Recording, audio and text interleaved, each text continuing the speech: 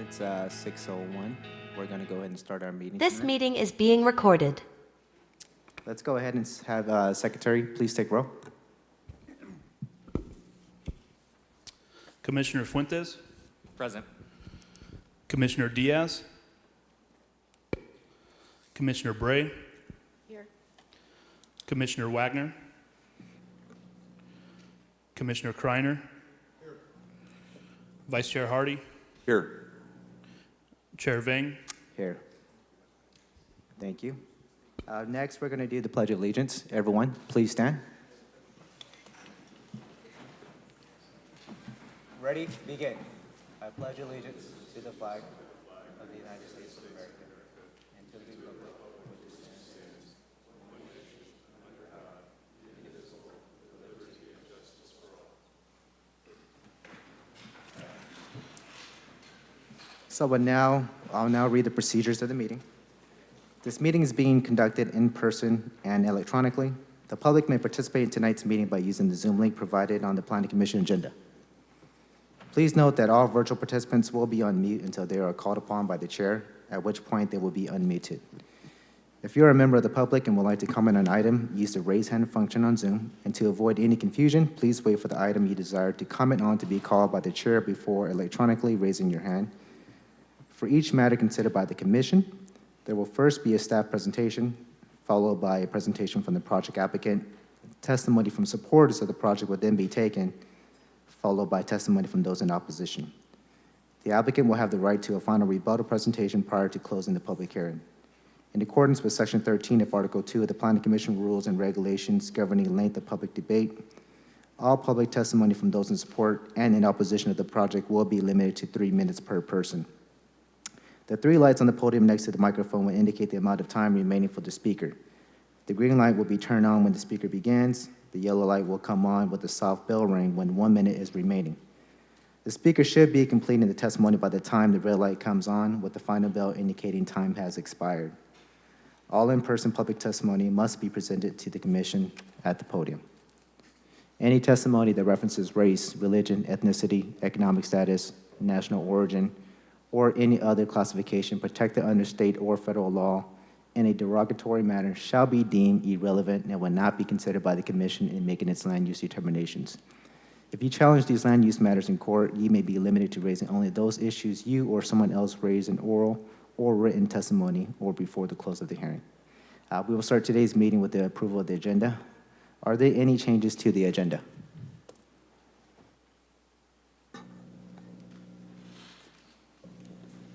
Good evening, Chair Vang, members of the Planning Commission, Israel Trejo, Planning and Development Department. There are no changes to the agenda. Thank you. Do any commissioners have any changes to the agenda? I see none. Is there a motion to approve the agenda? So moved. Second. Okay.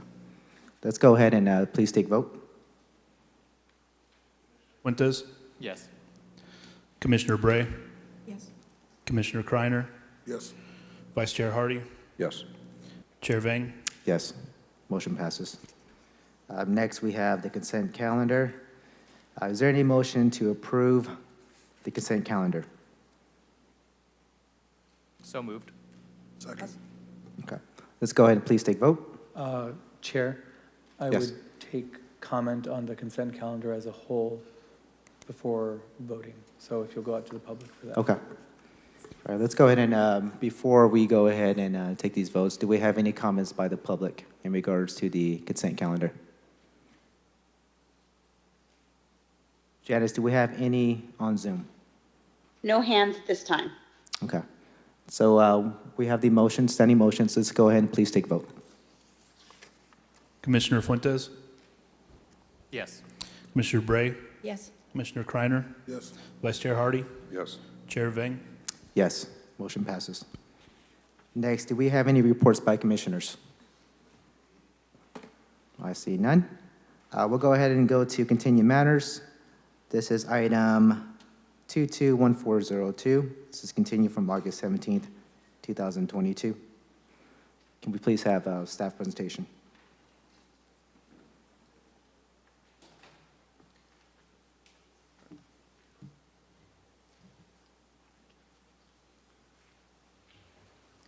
Good Good evening, Planning Commissioner. Scott Tyler, Public Works. Since this was continued, we kind of went over some of the details, the highlights, so I do have a presentation kind of going a little bit more detail. After our August 17th meeting, myself and several staff members met with the public that were here and had comments, so I distributed my business card. Several of them reached out to me. Okay. Several of them reached out to me by email, phone, and then we also had a meeting and tried to respond to them and provide them the information that they were seeking. On August 30th, I met with 5 of the members from the community, and we went over, tried to explain what we were doing, what the OPL was about, a little bit more details. There seemed to be a lot of frustration with other parts of what the city has done with the specific plan and stuff like that. So that was beyond what we were dealing with for the OPL. I do have some slides, and I don't know if there's time constraints or not, just kind of go in a little bit of detail. Trying to explain a little bit more about the OPL and why it is. So typically when you have a street in dedication, the street, there's a section line, so the property, when property is dedicated, it's equally divided between each side of the street. So if there's 30 feet existing on both sides, so it's 60 feet, and we need 6 more feet on each side, then it would be applied equally. With the OPL process, what that does is allows us to shift the road to try to minimize impact. So there are portions of North Avenue, especially west of Walnut Avenue, where we actually shift the alignment 16 feet to the south to avoid 2 homes that would be impacted. If you, I guess you have the next slide.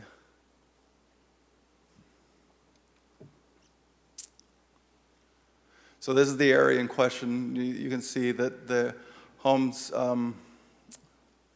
already have a certain setback, and we were trying to reduce that a little bit from what they've already have. You can see there's some lines in there for their fence line. This is just west of Walnut.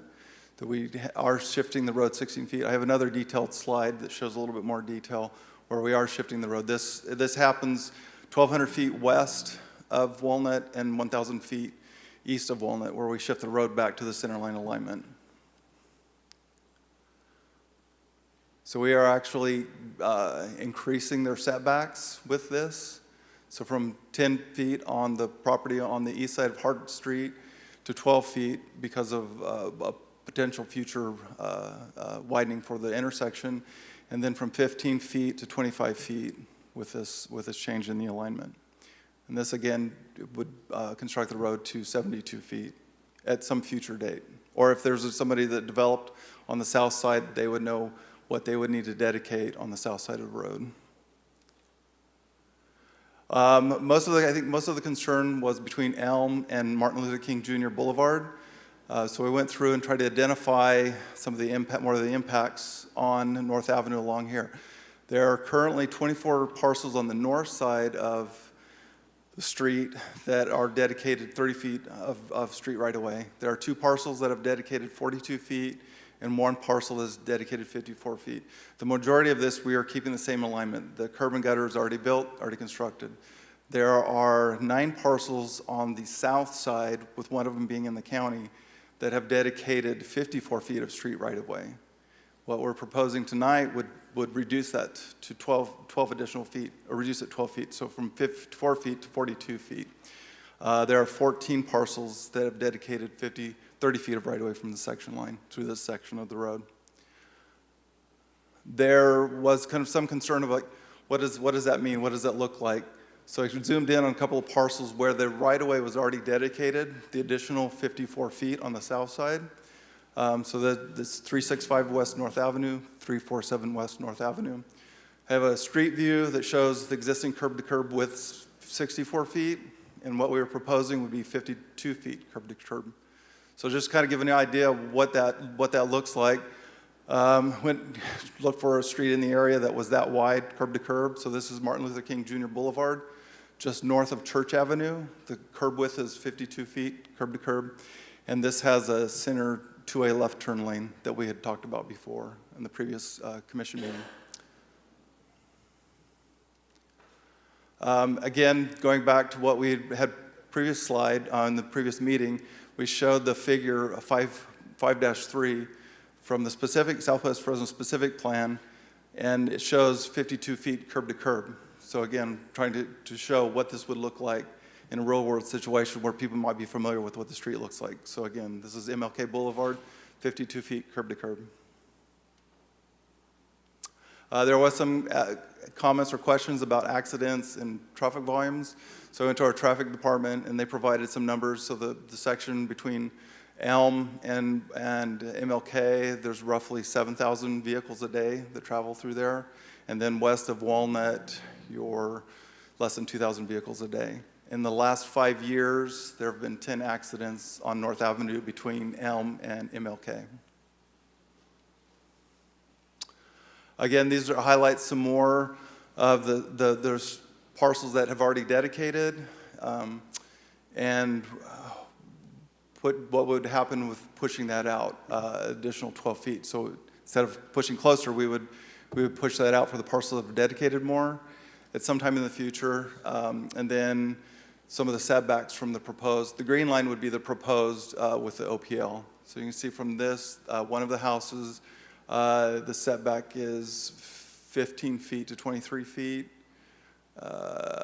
Then one that's already built at 325 West North Avenue, that would actually shift further to the north.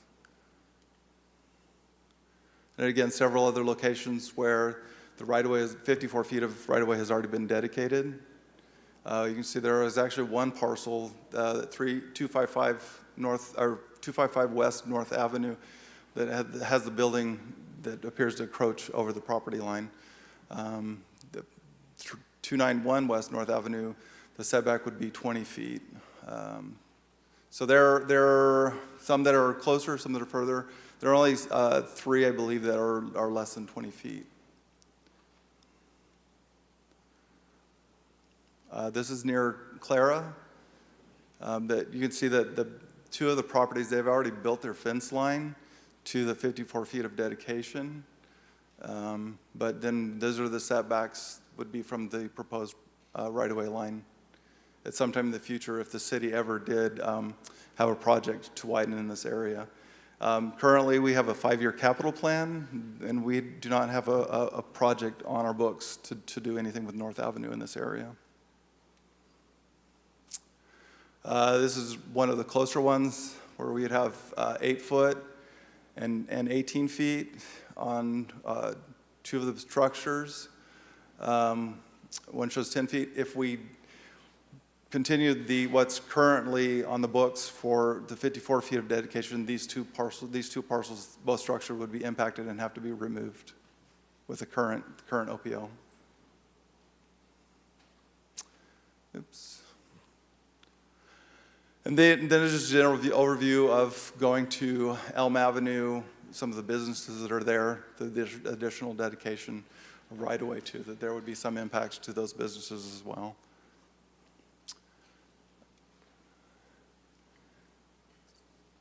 So I would like to reiterate that we are not trying to create policy. We're following, city staff is following policies from the general plan to the Southwest Fresno specific plan, and also the council had adopted a resolution for complete streets. Everything that we were doing with the OPL is following policy, and what we're trying to do is implement that tonight. I'm sure there's probably some concern still. One of the things that came up too was addresses. One person did request the addresses and what was sent out. So I did provide a list. I have all the lists, what we typically do on those. What we do on those is we have a copy center, so we send the address list to our copy center, and they prepare a flyer, and they send out the flyer. This is what I had put my name and address in here, and this is the flyer that was returned to me, this postmarked, and when it was received.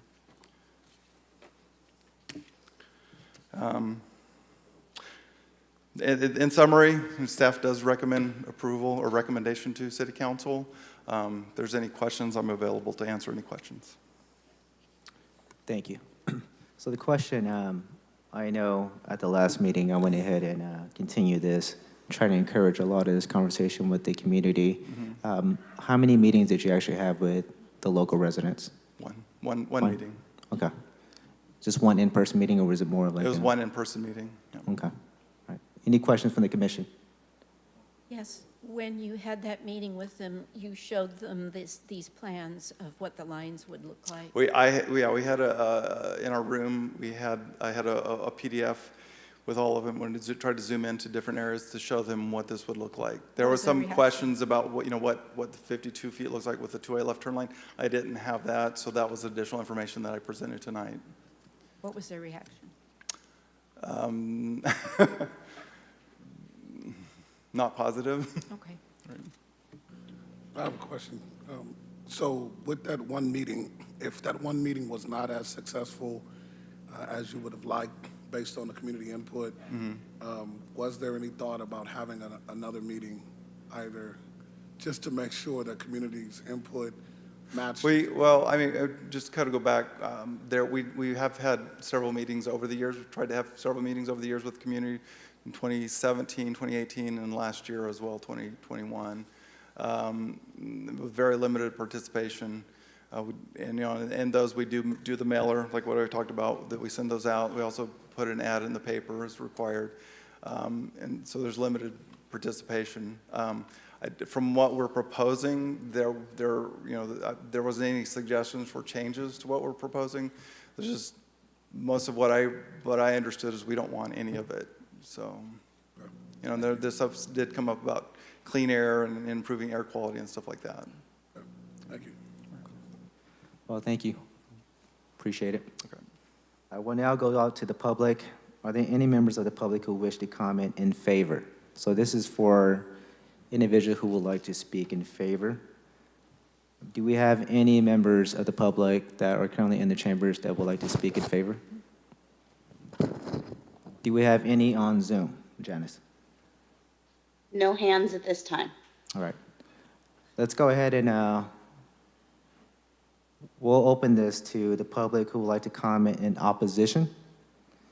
If you're in the chambers and would like to speak, please approach the podium, state your name, address. You have 3 minutes.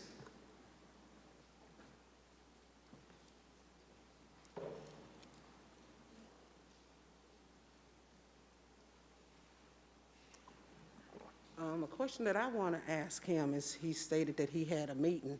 I want to know how many people that was in attendance at this meeting, and did you take a roster? Yeah, How many you people can go ahead and address the commission, and what we'll do is we'll make sure that the staff responds to that answer, Miss. Okay. That's what I want to know.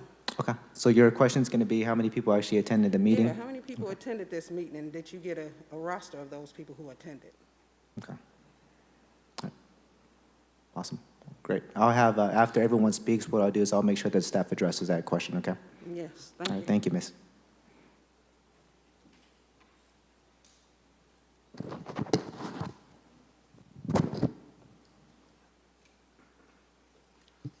Good evening, Commission. In regards to what was just presented here, I actually own 4 properties in Southwest Fresno. I have not received any correspondence into the issue that he was just presenting. Of course, I would oppose it, but what I'm seeing is this is another example of what is done by developers, or I don't even know what his position is, that takes place in Southwest Fresno, that mailers are supposedly sent out to the residents, but they're not sent out to the homes. They're not sent out to the property owners. Like I said, I have 4 properties that where my property taxes are registered to, but yet when things of importance like this are sent out, they go to vacant properties, they go to properties where of elderly people who may not understand what's being sent to them. They're not sent to all of the houses in the areas. They're not sent to like my residence where my property taxes would come to, or things of importance. They're sent out to tenants or things like, people like that, who don't have a vested interest in these properties. That's what happens in Southwest Fresno, and then we appear at meetings like this, and people come and say, oh, well, we sent out mailers. Who did you send them to? What was the feedback to those people who did attend the meetings? Was it a general meeting? Were people notified? He's saying that people were notified on the newspaper. How many people get the Fresno Bee or any other newspaper these days? Did it go out on social media? Did people canvass the neighborhood to look to go to the residents and notify them of these meetings that are supposedly taking place? Did he take a roll? Did people sign in when they came to these meetings? These are things that we need to know, that you need to know, has taken place when you're bringing something before your board for approval that has importance like this, where you're taking people's properties or parts of their properties that they worked and put interest into. You need to be diligent on the work that you put in. Thank you. Chair, I have a question. Yes. Miss, can I please ask you a question? How far is your property from the 4 properties that you own? I have some properties near Kearney Boulevard, and I also have properties. Oh, radius, how far? I don't know. I just heard about this, so I haven't even had a good chance to look at the map. Someone sent an email to me about this meeting today. Gotcha. I didn't even know anything about it, so I couldn't really give you an exact answer. Yeah, for because that. if it's not right within the location of it, within a mile usually, that's probably why you did not get the notice. But I do have properties that are. You have one on the same street or real close I have by? a list that, within that map that he put up there, I do have a property that's within the frame. On what Or street know is that? several people that have properties. What street is that? Near So I can- Church. Church, okay, thank you so much. Thank you. Thank you, Miss. Do we have any other individuals? Please state your name, 3 minutes.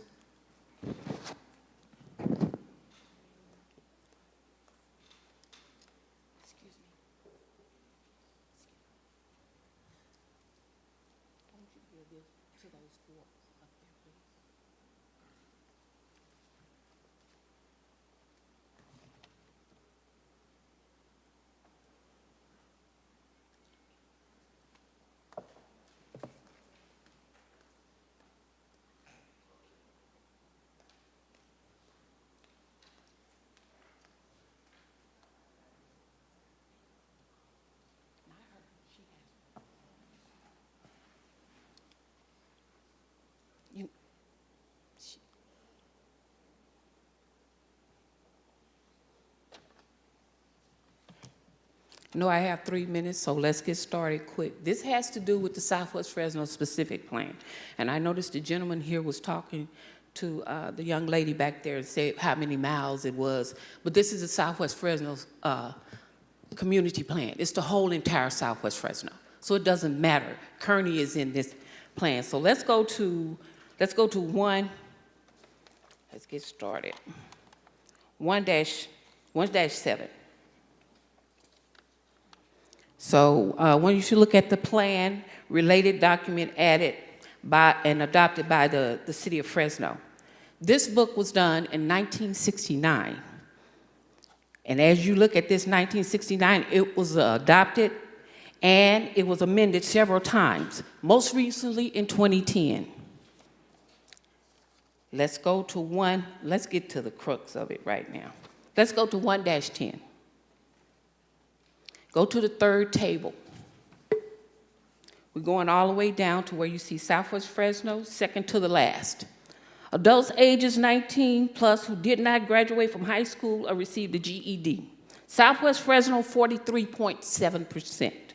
The city of Fresno, 24.7%. The county, 26.3%. The state, 18%. We're the dumbest people in the state of California. Let's go to 114. So, 114, limited food and beverage choices. Poor health is often due to the ability to afford or access healthy food. Poor diet can lead to poor mental health, chronic disease, and premature death. Approximately 21% of Southwest Fresno adults are food insecure, which is significantly above the state average, 8.4%. That is the county, 4.7%. Poor diet is also in part due to poor access to healthy food. Let's get down to low education attainment. Educational level are a significant predictor of income and the ability to make healthier choices, including diet, exercise, medical care, and other choices. In Southwest Fresno, 45% of resident ages 25 and older have not completed high school Only 7% have earned a college degree. So the point that I'm getting to, this board needs to understand that the city considers us as the dumbest people in the state of California. Our area, we don't have sense enough to even fight for it. It's ridiculous we keep coming up here time after time. This Southwest Fresno specific plan is going to gentrify our whole entire neighborhood. You're putting in 2 Magna cores, one off of Church and Walnut. That calls for 4-way lanes or more. The other one is out past 180. You're connecting everything to the high-speed rail. Those streets are going to be widened. For him to stand up That's here 3 and minutes. say, I understand that. For him to stand up here and say that, hey, in the future, it started already when you started to college. You're not letting our community know anything. You're taking advantage of it because you consider us as being dumb. Thank you, Ms. Do we have any other individuals in the chambers that would like to speak in opposition?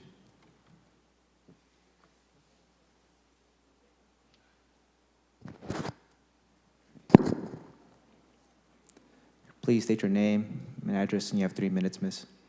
Thank you. My name is Emily Brandt, and I have been talking recently with Scott Tyler. We talked on the phone last night. He was kind enough to give me quite a bit of his time, and he has emailed quite a bit.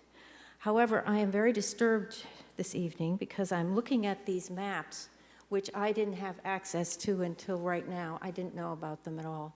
And they show that properties will be losing, in other words, houses, when they widen the road, they will be cutting right into someone's house, okay?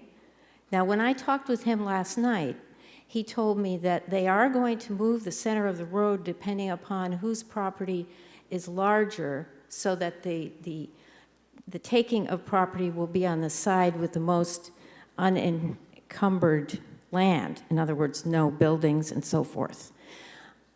I feel that I have been misled, yet once again, because it's very clear that it's impossible to carry out this task without taking people's property. And frankly, it is dishonest to say or to make people believe that this will not happen, because it will. And he showed some of the people at the meeting I wasn't able to attend on Tuesday, some 10 or more pages, some of which include people's property, people's houses being literally cut into in order to widen the road. Now, we have a group of people who are associated, most of whom live on North Avenue in this area, and they didn't receive notification. I know that there's a GIS list of over 400 people who supposedly received mail notices, and even they received word that they did get them, but these people do not know about any of this. It may be an OPL, but it's on the road to something more. I oppose this, and I ask you to vote against it. This is not finished. Not at all. Thank you. Thank you, Miss. Do we have any other individuals who would like to speak in opposition?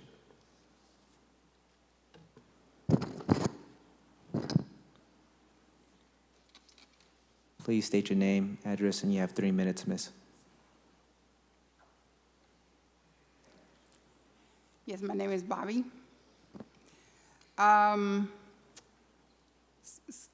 Scott, we were, about 5 of us were the ones that he said we did meet. The meeting was not successful at all because with us, he didn't have, all of the map, the way that it should have been explained. But when we were talking to him about the widening of the streets, the indication is that we could see plainly that a lot of people's homes were going to be affected. There was going to be property taken. The meeting was not successful. we have asked for another meeting so that we can clarify exactly what all this is about. But he also mentioned Church Avenue and all of that. What that we are understanding is that everything has to be widened, the streets. But in Pacific for tonight, it is speaking of North Avenue, and there are going to be houses taken. If you understand any of the maps, you can see is that people's property is going to be taken. I am opposing it as to them having this passed so that they can do these things. This is gentrification. Thank you, Ms. Do we have any other individuals who would like to speak in opposition?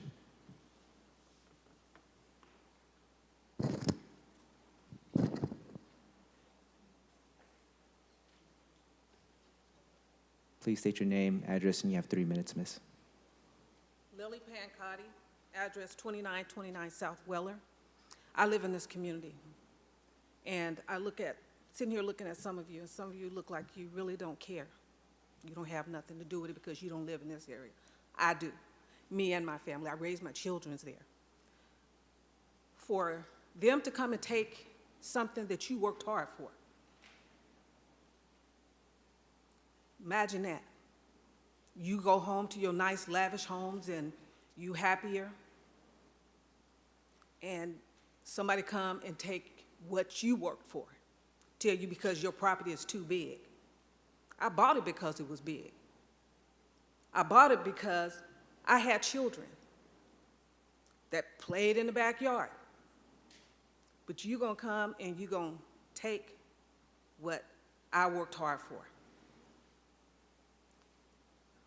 Preacher, you have a church in that neighborhood.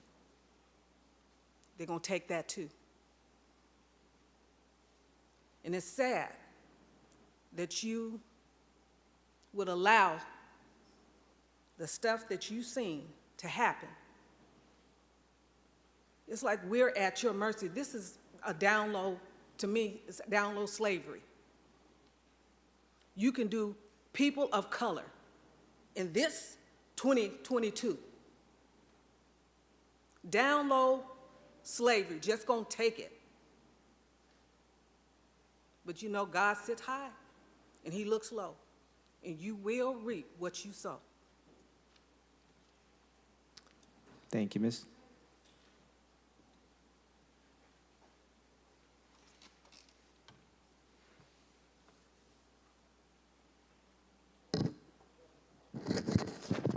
Please state your name, address, and you have 3 minutes, Miss. My name is Yvonne Gordon, and I stay in Southwest Fresno, not far from North Avenue. That whole Pacific plan my house is involved in that. And they started off at North, no different they did in Pinedale. I used to had people I would take out there in Pinedale, and some of the people were saying how the city came in, promised them, we're gonna fix your sidewalk, we're gonna give you sidewalks. They started off with the sidewalks and widened the roads. And from there, it was a takeover. They ended up taking that whole area. And a little section that is left is up for eminent domain to take that. So Southwest Fresno is the same takeover as Pinedale. And just like all them business out there, people enjoying River Park, not knowing they enjoying River Park on the sacrifice of those people's homes. Those people who had worked hard, and their hard-earned money went to nothing. They end up with nothing. No home, half of no place to go, and then just place them out there. But we're not gonna have that over here. We are not gonna allow the Pinedale takeover. And they always start off with widen the road. We're gonna give you sidewalks. We wanna get you out the dirt. Well, I've been here since '62. The people wasn't complaining in '62 about the sidewalk in the dirt. So why all of a sudden the city want to upgrade that area and allow Southwest Fresno to go down?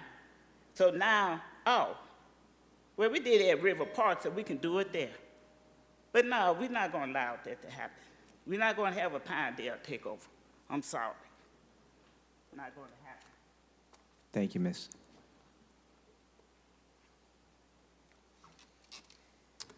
Reminder to, with that first bell, that just signals that you have 1 minute left. Okay. Please state your name, address, and you have 3 minutes, please. My name is Rita McPeters, and I live at 116 West North Avenue.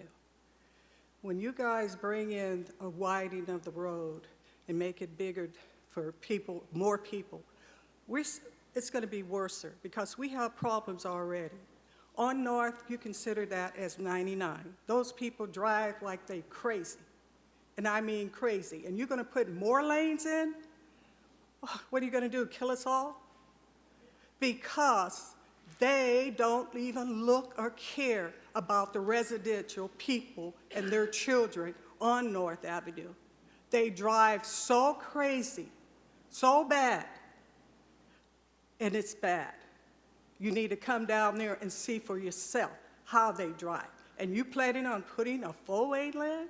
Putting in we're gonna have hell like hell, and that's bad as to say.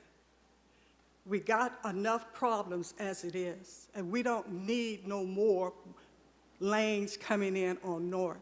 What are you gonna do, get rid of us all that way? I'm pretty sure that's what you're trying to do. But I am against it. I really am. I've been there for, well, I've been there for 69 years. That's how long my parents bought that back property. And we have seen the changes in the things that have happened and how the city have lied and said they're going to do, and they did not. All right, they done put in sidewalks, but what do you do put in the sidewalks if you're going to tear them up and put something else in? That's crazy. That's wasting tax money, money that I helped pay for, worked for, gave y'all, and you just mess it up. I haven't seen nothing yet that you guys have done anything good for the west side. Thank you, Miss.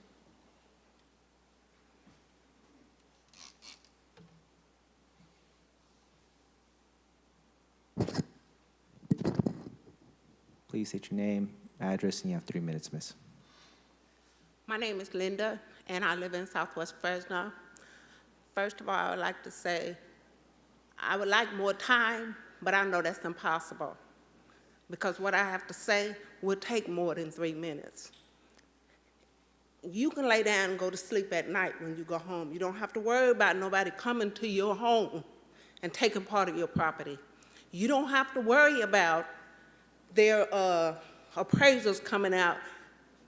They want our land, and they're gonna send their appraisals out and tell us what they're gonna give us for what they want from us. I don't see no right in that nowhere. No right at all. You lay down in your bed at night, you, and you. You lay in your bed at night, and you don't worry about anybody coming to your house and driving through your house. And then that story about the lanes. North Avenue has been there. How in the world are you going to put 2 lanes there and a turning lane in the center of the street for people to go in their driveway? How much sense do that make? For us to be some of the dumbest people, now that's in writing. And the, what is that, desert? We don't have no food. We're agriculture out there. There's fields with food out there. There is many, many peoples like you, and you live in our community. And we love our community. It may not be what you want, but it's what we want. And if you want to do something in there, why can't you just do the reasonable thing and come in our neighborhood and talk to us and don't go behind our backs and then go before you and lie? They come and they lie. They come and they say words to us. Then they tell us we're the dumbest people in the state of California. That's an insult. But everybody is cool with that. But we have to go home and worry about this. But you can rest assured, we're going to get together and we're going to stop this. Even if we march to Washington, D.C. and see Biden, this is going to stop. When you want to work with people, you come and ask them. You don't just bulldoze in there and say what you're going to do. You ask. And then, you know what? We didn't come to y'all. Y'all came to us. How do y'all get to pick y'all appraisers and tell us what you're going to give us for our property? And that ain't all. Who gave you permission to put parks and retails through our houses? Where are we supposed to live when we pay for homes? And you say, well, I'm going to put a retail store here, and I'm going to put a walking park here so we can go walk our dog. Who going to walk a dog? We trying to work. We ain't got time to walk the dog.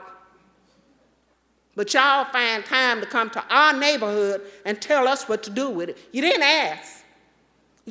Somebody stood up and had a dream. Who had a dream? I don't remember one man had a dream. Y'all need to think about what y'all doing and think about the elderly people that you are disturbing. Hey, I know once I sit down, Excuse me, miss, you have 10 probably more gonna seconds, say, yeah, okay? I passed. 10 more Go ahead and seconds. tie their home up. And then you give us 3 minutes. He got more than 3 minutes, and you know what? After we all done, he get to come back.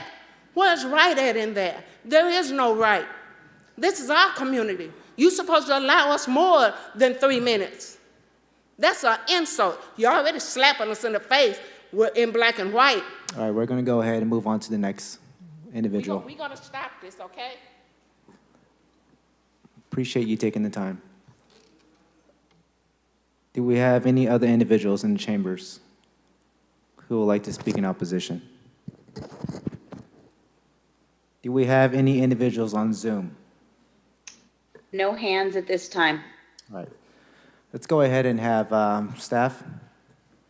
We have a lot of questions, so let's make sure that we address every single one, please. Thank you. Okay. I think it was reiterated by one of the speakers that there were 5 people in attendance. They refused to sign in, so they wouldn't sign in on the sign sheet. We did provide a sign-in sheet, but they all refused. As far as the notices, I think one of the comments was Church Boulevard, our church, and Kearney Boulevard. Those are well over 1,000 feet. Our notices only go out to 1,000 feet from each side of the road. So, and then also on the end. So the whole section is 3 miles. So it's 1,000 feet to the north, 1,000 feet to the south, and then there's a radius on each end. So it goes actually 1,000 feet out on each end of the road as well, too. I think there were some questions I think I was trying to show in the slide presentation of the reduction. There are 9 parcels that already have made improvements to widen the street to 64 feet curb to curb. I was showing what sometime future would be at 52 feet, that we would be reducing the impacts. There are no homes that would be impacted doing the 72 feet of right-of-way. If we continue with the current 84 feet, there would be several homes that would be impacted that would be a full take. I never tried to iterate that we are not there would be no parcel acquisition if there is ever a future widening project. So I have clear showing that we are there. If the road was ever widened, that there would be strips of property that would be needed for the road. So this is showing less of an impact if that does occur sometime in the future. And that could not happen as well, too. I mean, based on some of the comments here tonight, if nobody wants the road widened and leave it as is, or if somebody comes and develops their part with single parcel, then you would have a patchwork of parcels that would develop, where then you have some that are developed that are the road's already 64 feet, and there'll be another one come in, because there's several parcels in there on the south side that are developable, that they would be doing the same thing, where they'd have a piece of sidewalk and a piece of curb widened more than what we are proposing with our OPL.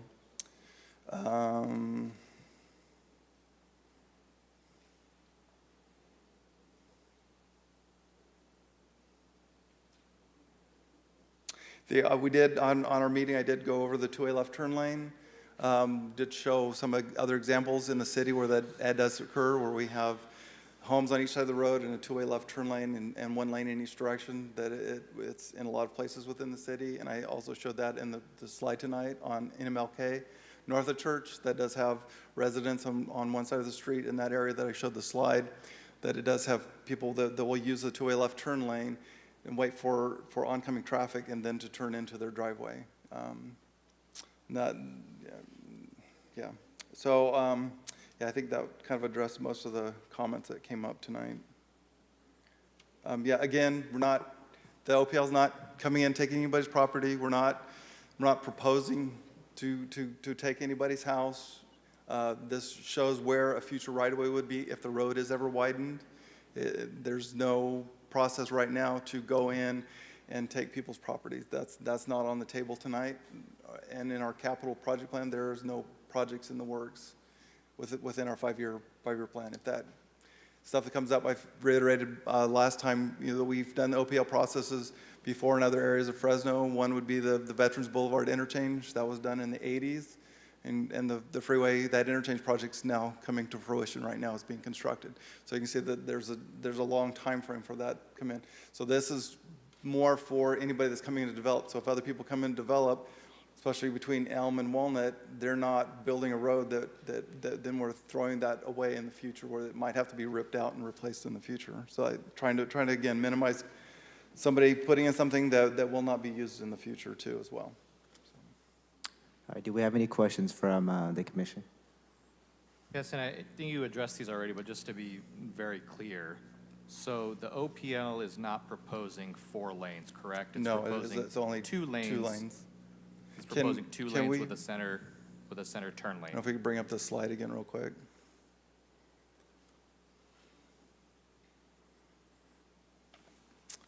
There's one that shows the figure 5-3.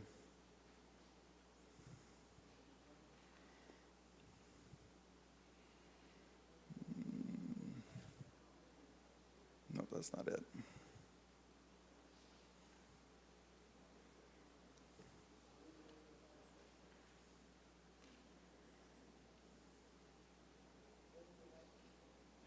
Yeah, that's it. Keep going. You're right there. Yep, go back one. Okay. It's not showing up.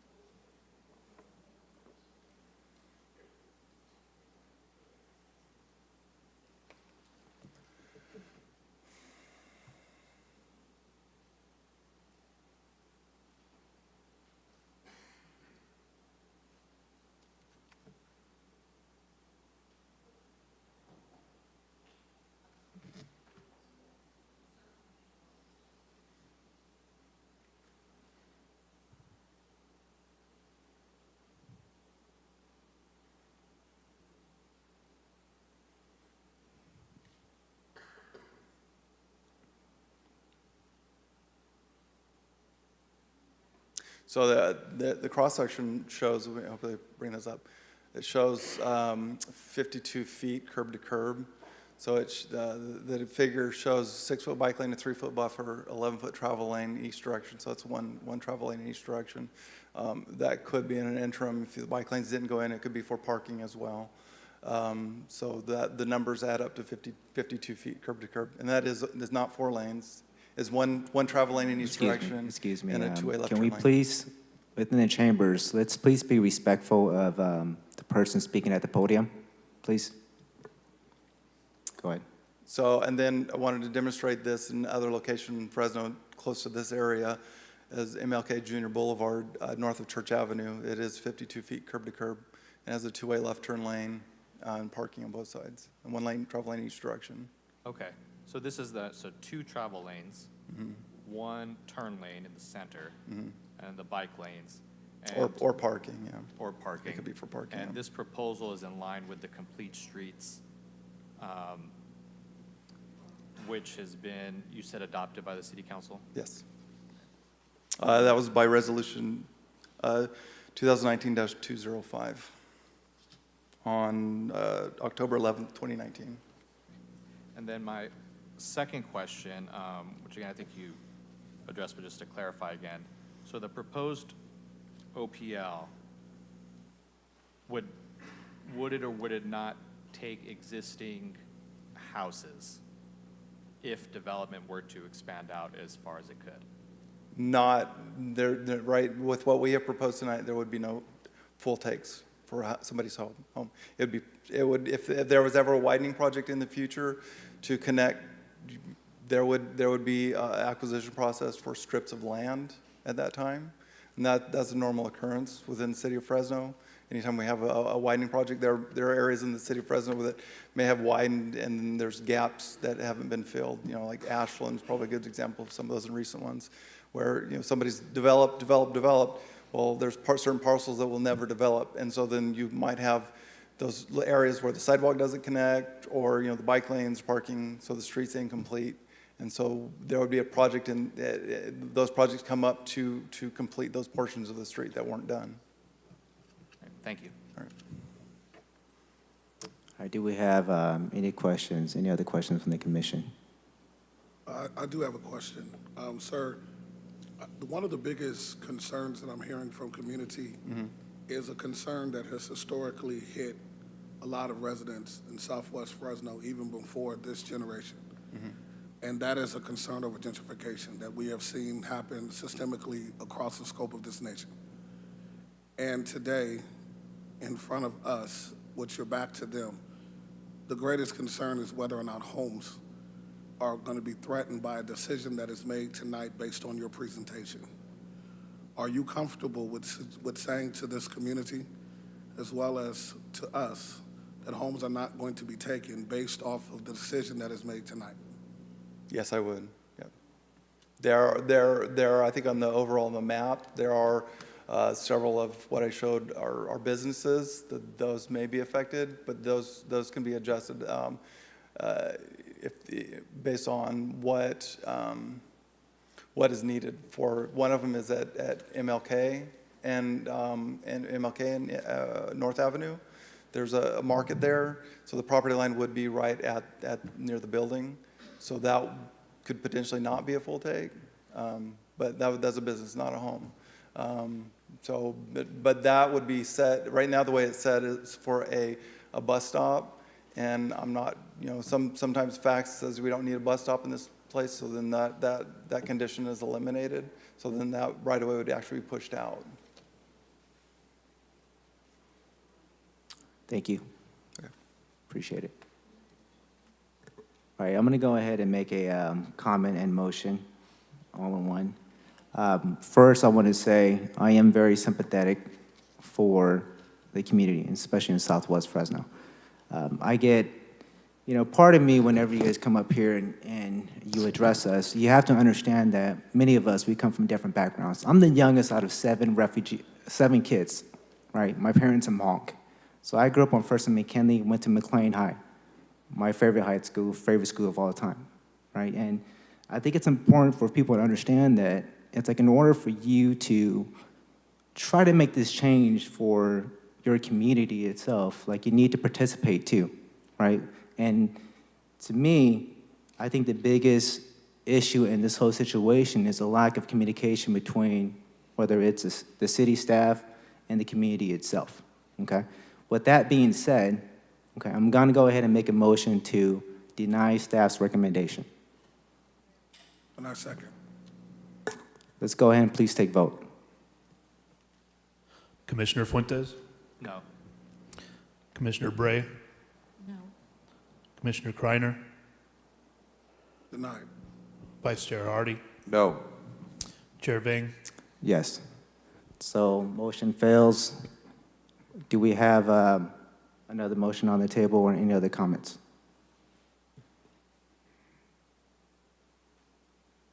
I'll make a motion to approve staff's recommendations.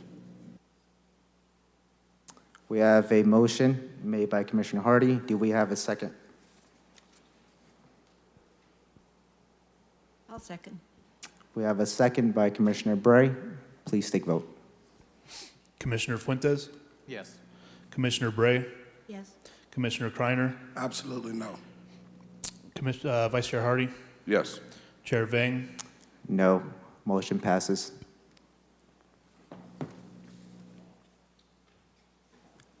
Next, we're going to go ahead and go to new matters. We have item 221400.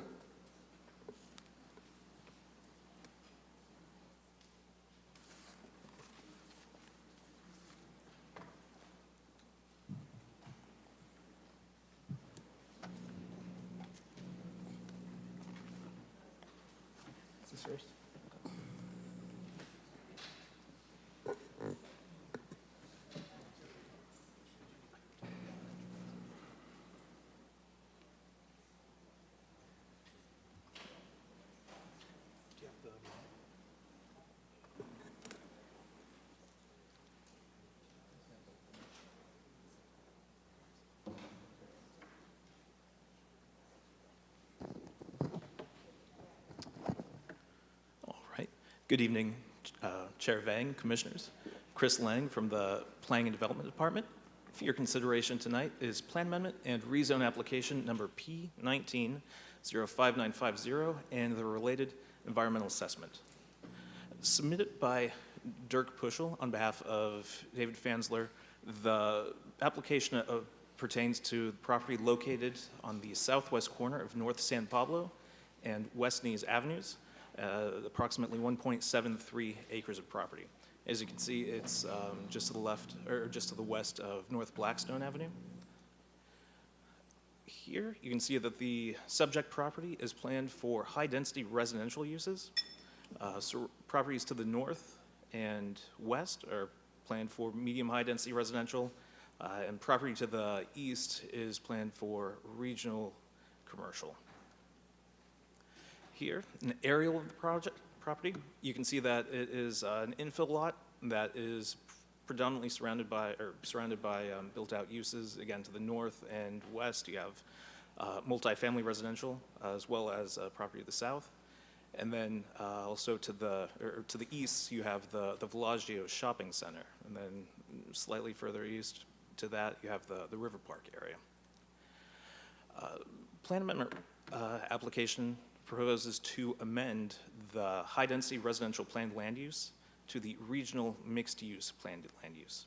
And the corresponding rezone, P19-5950, proposes to rezone the subject property from the RM3, UGM, and CZ zone district to the RMX zone district to be consistent with the planned land use. The RMX zone district is intended to support regional, retail, and mixed-use development of large-scale activity centers. Some of the uses permitted or permitted within the zone district include retail, housing, office, civic and entertainment uses. Shopping malls and large format retail are also allowed. Supporting uses such as gas stations, hotels, and residential and mixed-use or single-use buildings are also permitted in the RMX zone district. The development design standards for this district create a pedestrian orientation within the centers along major corridors. Parking is generally located on the side or the rear of the building, or multiple stories that could be located within the structures. With this application at the time, there is no proposed development. And any future development would be required to comply with the Fresno General Plan, the Boulder Community Plan, and all provisions of the Fresno Municipal Code. Staff recommends to recommend approval to the City Council of the negative declaration prepared for environmental assessment P19-5950 dated July 29th, 2022. Also recommend approval to the City Council of the plan amendment application to amend the high-density residential planned land use to the regional mixed-use planned land use. And also recommend approval to the City Council of the rezone, which would amend the official zoning map from RM3, UGM, CZ to the RMX Regional Mixed Use Zone District. That concludes staff's presentation, and I'm available for any questions. Thank you. So with the rezone, we're pretty much making this more flexible for anybody to kind of go in there and not be so rigid with the parameters itself then. That's correct. Right. Okay. Do we have any questions from the commission? I see none. Thank you. We'll go ahead and have the applicant present, please.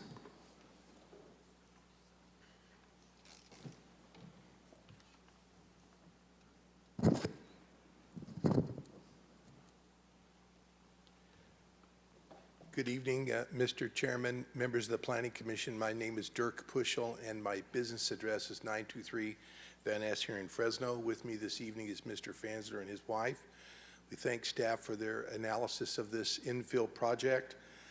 As Chris has mentioned, this really provides additional flexibility for this infill property. We held an outreach meeting of which 12 people attended. People who owned property immediately adjacent and in our neighborhood, Lance Cashin, Tingy Group, Manco Abbott were all in attendance, including the apartments that immediately adjacent to us, all were in support of the project. We also went to the Bullard Advisory Committee, and they unanimously supported the staff recommendation as requested by Mr. Fansler. So we ask that you do the same as staff has recommended this evening, and I'd be happy to answer any questions if you have them of me. Thank you. We have any questions from the commission? Thank you so much. Thank you. We'll now go to the public. Are there any members of the public who wish to comment in favor of the application? If you're in the chambers, please step to the podium, state your name, address, and you have 3 minutes. I see none. Janice, do we have any individuals on Zoom? None at this time. Okay. We'll go ahead and now go to the public to see if anyone would like to comment in opposition of the application. If you're in the chambers, please step to the podium, state your name, address. You have 3 minutes. I see none. We'll go ahead and Janice, do we have any individuals on Zoom? No hands for this one either. Thank you. Appreciate it. We'll go ahead and close public comment. We'll bring this back to the commission. Commission, do we have any comments or any motion? I'll make a motion to approve staff's recommendations. I'll second that. Please take vote. Commissioner Fuentes? Commissioner Bray? Yes. Commissioner Kreiner? Yes. Vice Chair Hardy? Yes. Chair Vang? Yes, motion passes. Can we, on that vote right there, do we need to make notation that Commissioner Diaz, did he step away or did he recuse himself? He stepped away? Okay. Let's just go ahead and make sure we take note of that, please. Chair, I'm going to be recusing off this next item. I have a conflict.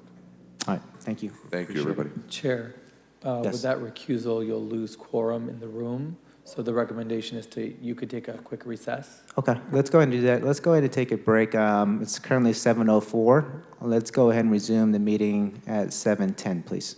All right, thank you.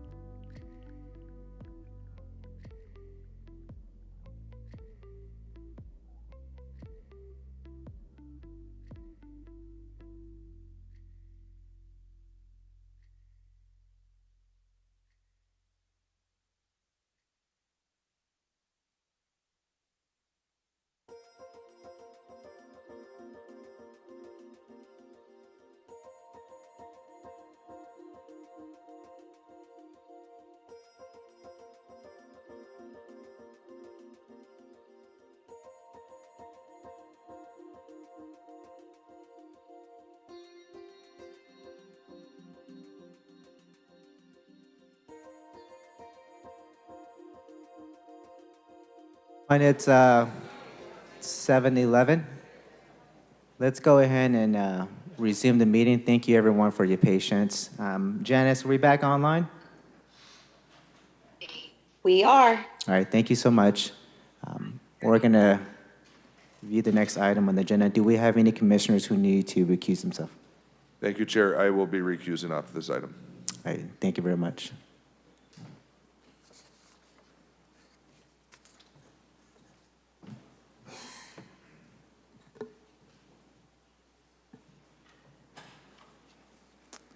All right, let's go ahead and have staff present.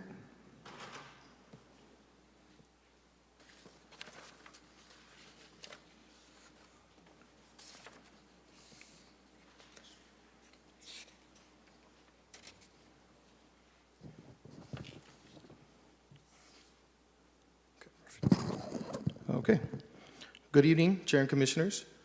Staff brings forth consideration of annexation application number P22-00411, pre-zone application number P22-00442, and vesting tentative tract map number 6345, and the related environmental findings. The proposed project is located on South Willow Avenue and the East California Avenue alignment, which currently is the railroad right-of-way. The proposed map is at the southeast corner of the intersection of the California Avenue alignment and Willow, whereas the annexation boundary encompasses the subject map property, the two properties northeast of the California Avenue and Willow alignment, and the property southwest of the Willow Avenue and California Avenue alignment intersection.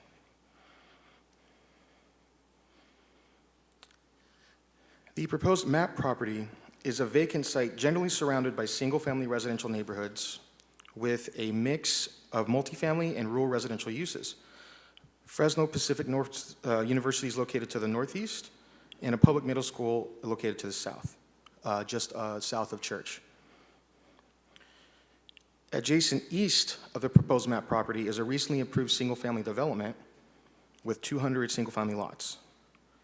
The annexation proposal includes an additional 3 properties adjacent north and west of the proposed map project, which are rural residential. In addition to the annexation, the pre-zone application will designate the subject properties consistent with their respective plan land use designations under the Fresno General Plan, but also that the 2 properties to the north will be designated with the Amx Overlay District.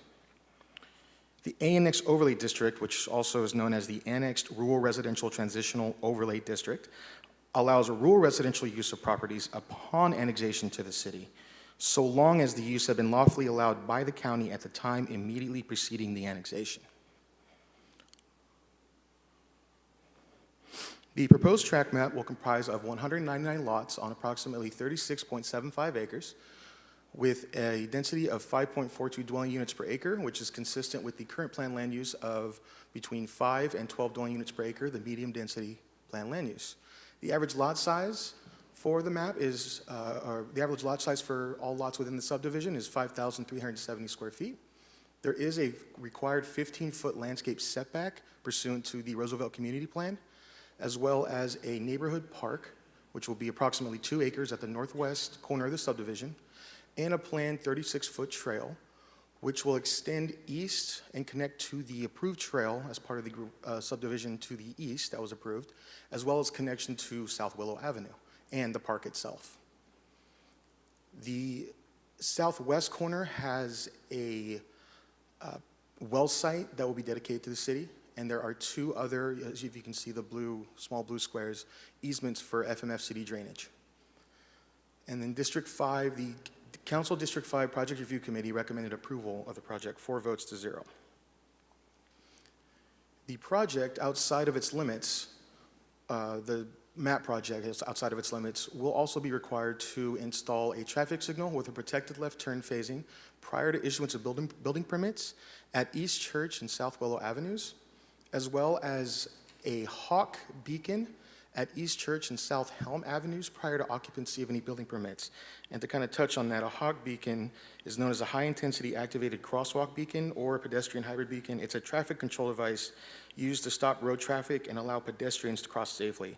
The purpose of it is for the public middle school to the south, which is Torona's Middle School, to allow students that if they were to travel south along Willow or the other subdivision to the east, they would get down to Willow, and then if they go across Church Avenue, they could cross with a pedestrian by just hitting the button. Lights turn red, they can cross.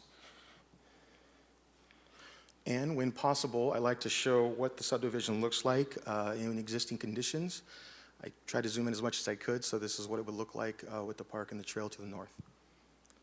And with that, that concludes my presentation. I'll be happy to answer any questions you may have. Thank you. Do we have any questions by the commission? So that's a county island, correct? It's surrounded by city? Correct. All 4 properties are county island. Okay. And the annexation part, would that cover that entire island? Yes. Any other questions by the commission? Thank you. Let's please have the applicant.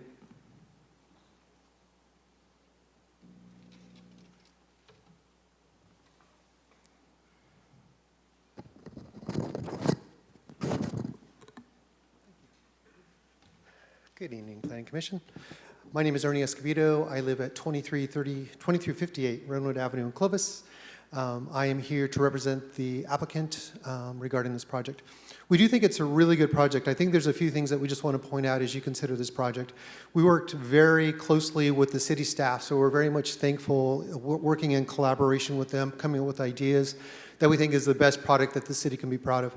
Number one is that regional park. I'm not sure if you can just pull up that map again, but the park really started out on the west side, and we ended up moving it. And I think what this does, this allows for it to become more of a regional park, and we think that's going to be better for not just this community, but for other communities in the area. Another thing that is important to note is that when we originally designed this particular project, all of the homes along the north side were actually not facing north, they were facing the other way. And after working with city staff, I think it became very apparent that what they want to do is now have all homes facing trails and open space. So what we ended up doing is shifting all of those homes so that they actually, in fact, do face north, which now has a designed trail along that north side. So just want to make note of that. Again, just working with city staff and how important that was to collaborate on that particular amenity, because we think it's really going to be nice. And then also along that north side, if you can imagine going to the east, that trail actually continues east. And I'll call it a sister project, but I know that there's a map already being considered to the east, which really is kind of a sister project to this particular project. And what that does is I think it just marries really well. I think the lot sizes are going to be the same, but it allows that particular amenity to continue on to the east side, which again, we think is really, really nice. And I think that's kind of the different elements. We do think this is a great project. We do want you to consider approval for this project. The one thing that we want to be on record on stating is that there are 2 conditions that we're opposed to. Initially, when we worked on this project, there was always an intent, and if you have the map on the southwest corner of the tentative subdivision map, on the southwest corner of that map, we were asked by city staff to put together a location for a well site. Always that location for that well site was going to be something that the city had intended to build out. It was not going to be a requirement for the developer. When we read through the conditions of approval read correctly, just provide the space, right? That was it. As we go through the agency comments in the next appendix, then it says, oh, by the way, you're going to have to build out the well, which was really kind of a surprise to us. We'd like to work with city staff on that. We don't want to hold up the Planning Commission. We're asking for you to approve it, but that's one condition that we're opposed to, and I think we can work with the city staff on that this week. The second item has to do with the railroad crossing and extending and making that wider. We want to review that with city staff as well. We believe that's a big ticket item, and if it's going to be costly, we just want to talk through, understand it a little bit more, that particular condition, and just make sure that fits within the budget and the requirements, and so for this particular developer. So those are the 2 conditions that we'd like to work with city staff on. I think we can do that this week. I've already talked to the planners to do that, but we would like for you to approve it and just allow us to work with city staff so we can get that prior to city council presentation, if that's okay. And I'm here for any questions. Thank you. Do we have any questions from the commission? I see none. Thank you very much. Great. Thank you. Appreciate it. I will now go ahead and open this to the public. Any members of the public who wish to comment in favor of the application, please step to the podium, state your name, address, and you have 3 minutes. I see none. Janice, do we have any individuals who would like to speak in favor of the application on Zoom? None at this time. All right. We'll go ahead and move on to any individuals of the public who would like to speak in opposition of the application. Please step forward, state your name, address, and you have 3 minutes. Good evening. My name is Sarah Pillabos. I live at 1919 South Willow Avenue, and I'm here to represent my family who owns the property to the north that is up for annexation. We own 1919, 1949, and 2011 South Willow Avenues. Our property is designated for annexation. We received our first and only notice on August the 26th. It was dated the 26th. We received it on the 30th. We have had no other information other than the notice, including the presentation made by this gentleman. We've not been contacted by staff. We've not been contacted by the developer. We've not been contacted by anyone. We received the notice on the 30th, and I am here to clearly state that we are decidedly opposed to being annexed into the city. Our property is currently occupied by my mother, who's 100, myself, my husband, some employees, and our tenants. We have no intention to move or relocate. Our property is an agricultural facility. It's been full operation since 1951, when it was started by my father and my mother. We have 2 fields of citrus there that we cultivate, and we have 1 field coming into production for the first time this year. The other is an heirloom or a very rare variety of citrus that is over 60 years old. I don't know if it's possible to bring that site plan up again. I would like to show you where our property is in relation to where the gentleman's park is. But because we do not know the impact on our use, despite what the gentleman just said, that there is an ability to continue operating with the existing rural or agricultural uses, the impact of that number of people on property directly across from us is going to be significant. So we don't know the impact of these unforeseen costs, regulations on our well. We know that there are fees such as the county fire transition fee. We don't know what other capital improvements are going to be required of us. So for these reasons, we are here to specifically state we are opposed to being annexed. Our property is due north of the railroad tracks, which is, yes, thank you. That upper square is our 40 acres. The field to the north is the new field that's coming into production this year. The field to the south is the rare variety I mentioned. The foliage and the rest is homes, livestock. We have horses, we have a barn, we have a mechanical shop for our farm equipment. Is that my 3 minutes? That is, but I'll give you another 20 seconds to wrap up. I will be happy to answer questions or talk to the developer. We don't know anything about what this gentleman just presented. I can't say that it's personal or deliberate. I don't know the procedure, but we haven't moved. So I would welcome, if not a negative vote today, certainly a delay. All right. Thank you very much. Appreciate it, Miss. Do we have any other individuals who would like to speak in opposition of the application? Janice, do we have any individuals on Zoom?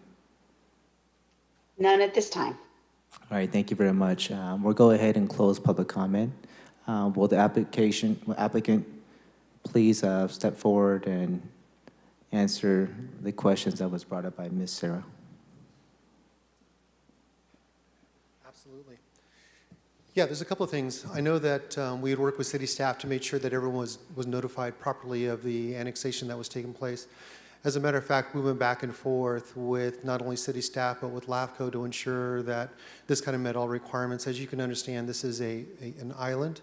And I think as part of the island, obviously, leaving more islands, to cut this up makes it very, very difficult, not only on the county, but also on the city, because there's just such, misunderstanding on who's going to come up for city services, whether it be police, fire department. So we thought actually it was the best interest of all parties involved to make sure that the entire island went through together. Again, working with LAFCO, with the city and the county itself, so we work with all three. But again, in terms of notification, I thought we went through the entire process on that, to be totally honest. I'm shocked that this is the first time we've heard of this. My understanding, though, too, is that all of those, the actual build-out or the farming operations is not going to change. My understanding is just because it gets into the city, that will not change, is my understanding. Thank you. Chair Vang, members of the Planning Commission, Israel Trejo, Planning and Development Department. So the applicant did hold a Zoom meeting, neighborhood meeting on December 22nd, 2021. There were 3 property owners that were noticed for that meeting. The property directly to the west were noticed, and the Pillabos own both properties to the north. They did not attend that meeting. A couple of things I want to go over is the fire transition fee. That will be the responsibility of the developer to pay. So the property owners to the west and to the north will not be required to participate in paying those fees.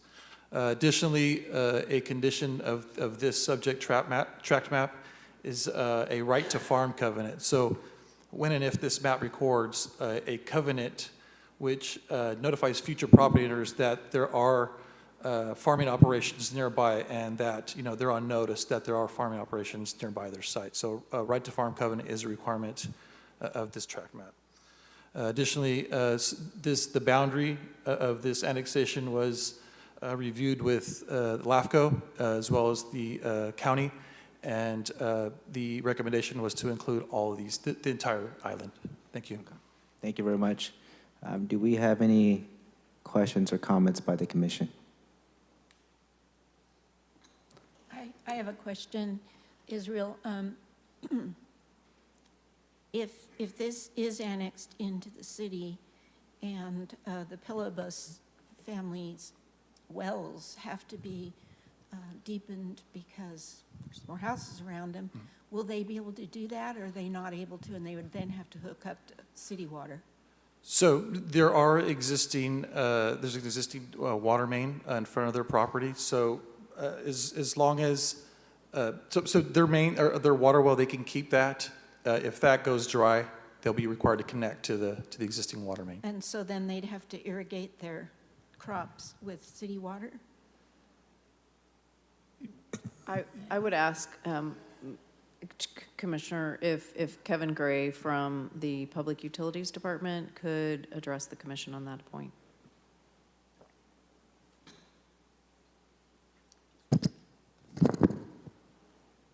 Good evening, Commissioner.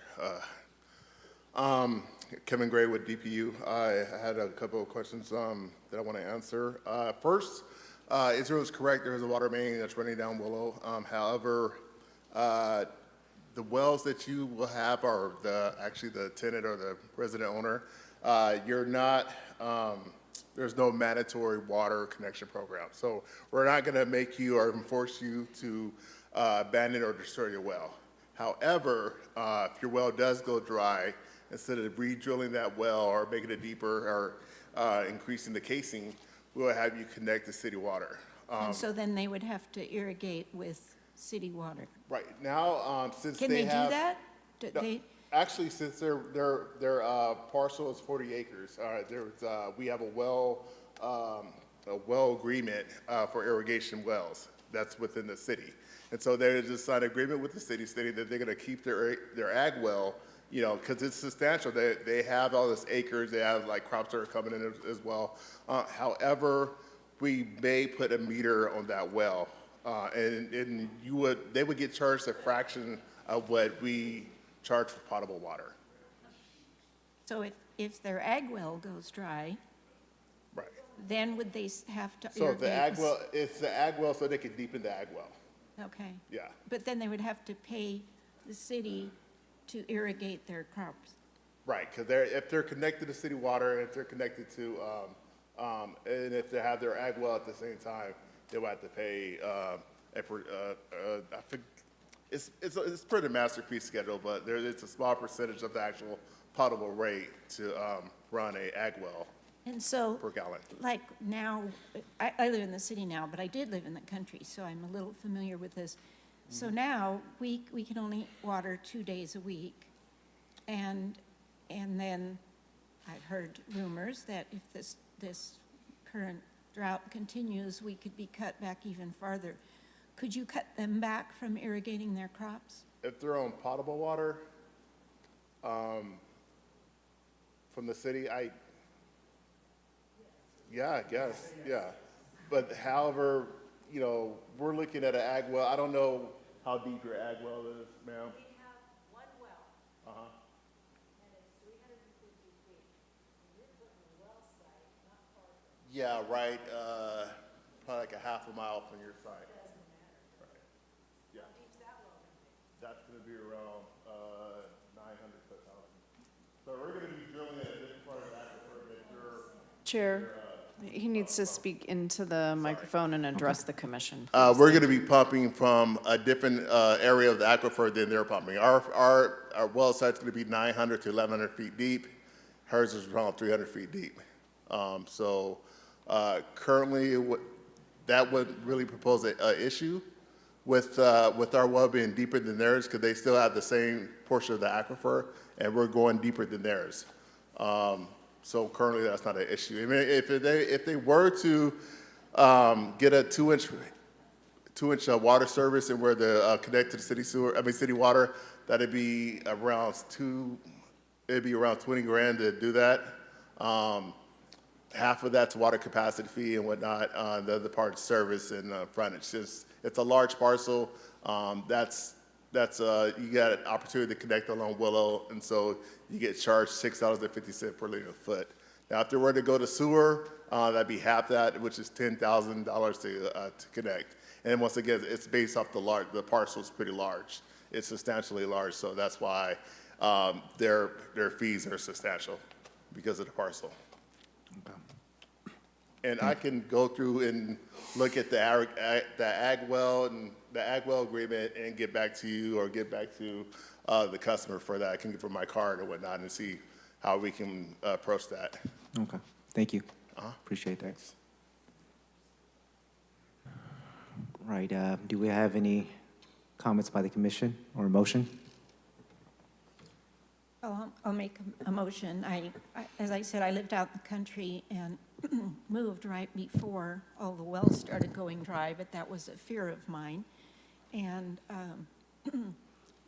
the thought that the Pillibus family would have to pay the city to pump their own water is just not acceptable to me. So I would not be in favor of annexing the whole thing. You know, if they wanted somehow to leave the Pillibus property off of it, then that'd be a different story. But I just don't think it's fair to anyone who's been farming that long to have to start possibly paying to pump their own money, especially with Sigma coming in. Whatever that's going to do too is a bit too much of a burden on a farming operation. Okay, so are you making a motion to approve staff's recommendation, but to to not include the ag land? Is that possible? Is that possible? Or is it, because it's one block, can we even do that? Yes, so the commission, again, this is a recommendation to the city council. So what you would be making a recommendation is to reduce the boundaries of the annexation, approve the vesting tentative tract map, and recommend the remainder of the annexation to the city council. Then that's the motion I'd like to make. Okay. We have a motion by Commissioner Bray. Do we have a second? I'll go ahead and second that. Go ahead. If I add one thing, Israel Trejo, Planning and Development Department.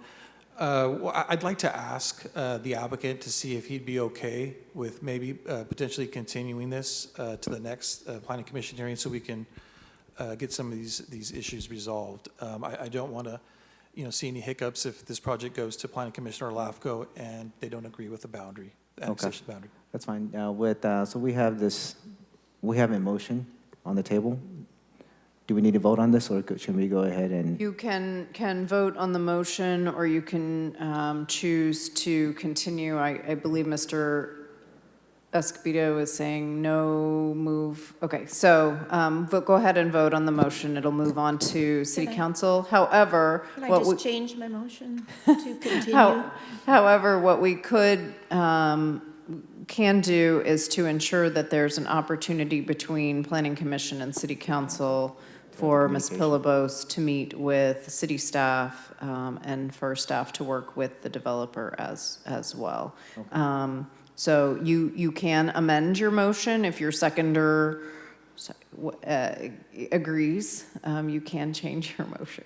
And that's what I'd like to do. I'd like to make a motion that we continue this to give the applicant and the Pillabus family an opportunity to try to work something out. All right, I'm going to second that. And my apologies, but we're going to go ahead and vote on this. Let's go ahead and take a vote, please. Commissioner Fuentes? Yes. Commissioner Bray? Yes. Commissioner Kreiner? Yes. Chair Vang? Yes, motion passes. Let's go ahead and make sure that you guys exchange contact information too, please. Okay. All right, we're going to go ahead and go to the next item. Let's have staff present on this item, please. We're going to need to bring in Commissioner Hardy. Oh, was it this one? All right, thanks for the clarification. Yeah, we're going to go ahead and let's please note that Commissioner Hardy recused himself on this topic too, please. Okay.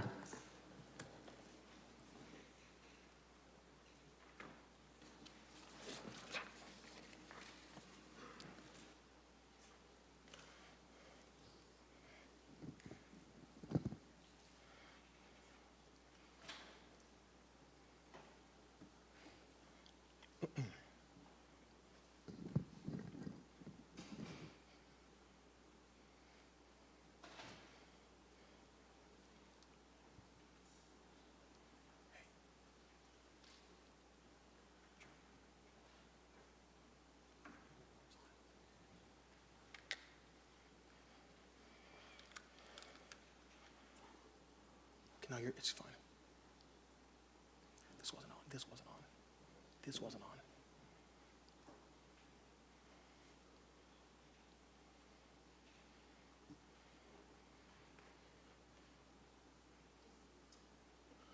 Okay. Good evening again, Chair and Commissioners. My name is Rob with the Planning and Development Department, and tonight staff brings forth consideration of development permit application number P21-00420 and the related environmental finding, and this is an appeal. The subject property is located at the southeast corner of West Shaw Avenue and North Glen Avenue, just west of North Blackstone Avenue. The subject property is located within an area that has been significantly developed with commercial retail development to the north and east, and immediately west of the subject property includes office development with primarily single-family development to the southwest, and immediately south of the subject property are various single-family and multifamily uses within the county of Fresno.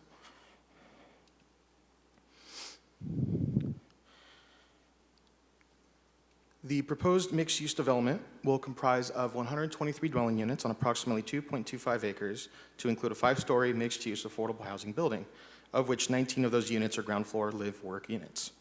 The mixed-use building fronts onto both West Shaw and North Glen Avenues and includes a ground floor cafe, social service office computer lab, bike room, community room and fitness center, community green space, and children's play area.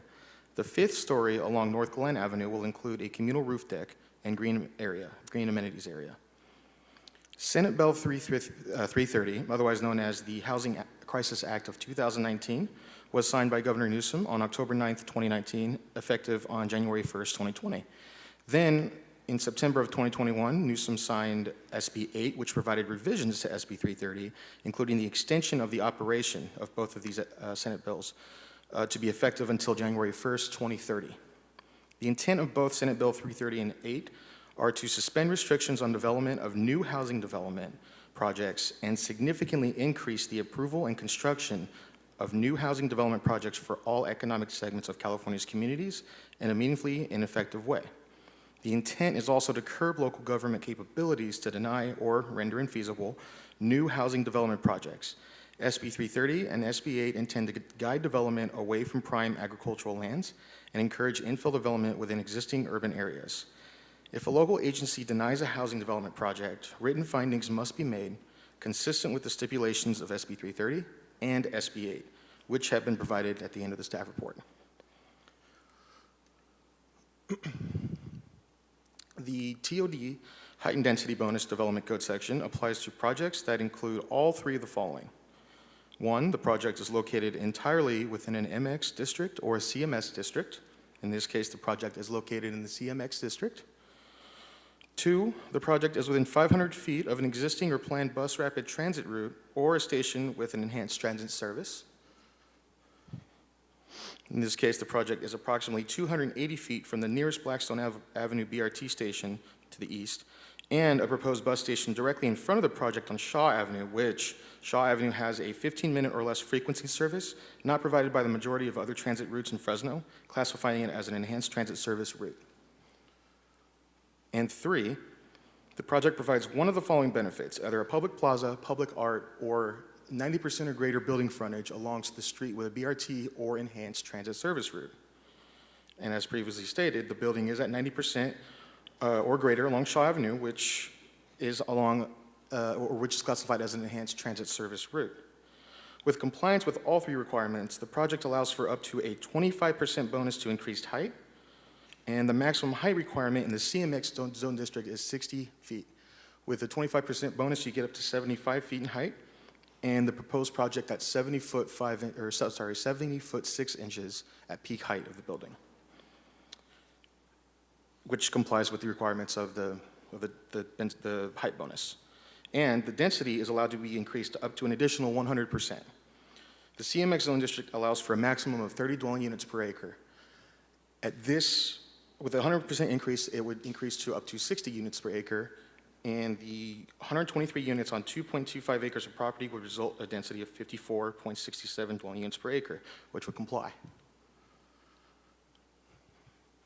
The Affordable Housing Concessions and Incentives Development Code section allows for a maximum of 3 concessions or incentives for projects that include one of the following: at least 30% of the total units for lower income households, at least 15% for very low income, and at least 30% for moderate income in condos or planned development.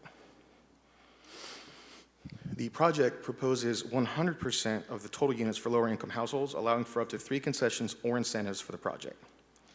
The developer's 3 concessions include reduced parking, reduced building setbacks, and reduced landscaping setbacks. The requirement for the parking would be pursuant to FMC section 15-2205, which would allow for 0.5 parking spaces per unit, resulting in a requirement of 62 parking spaces, where 128 are proposed. The conditions of approval specific to landscaping setbacks may slightly reduce the number of parking spaces, but still result in excess of the minimum required number of 62 parking spaces. The requirement for building and landscaping setback lies in the mixed-use zone district development standards, where the building setback from an RS zone district, which would be to the south, it is county, planned for residential zone, but it is still considered RS. The landscaping setback would be 15 feet, and what's proposed is 5, and as well as the building setback, which would include accessory structures, in this case, the solar shaded parking structure, is 20 feet, where they propose 5 for the incentive.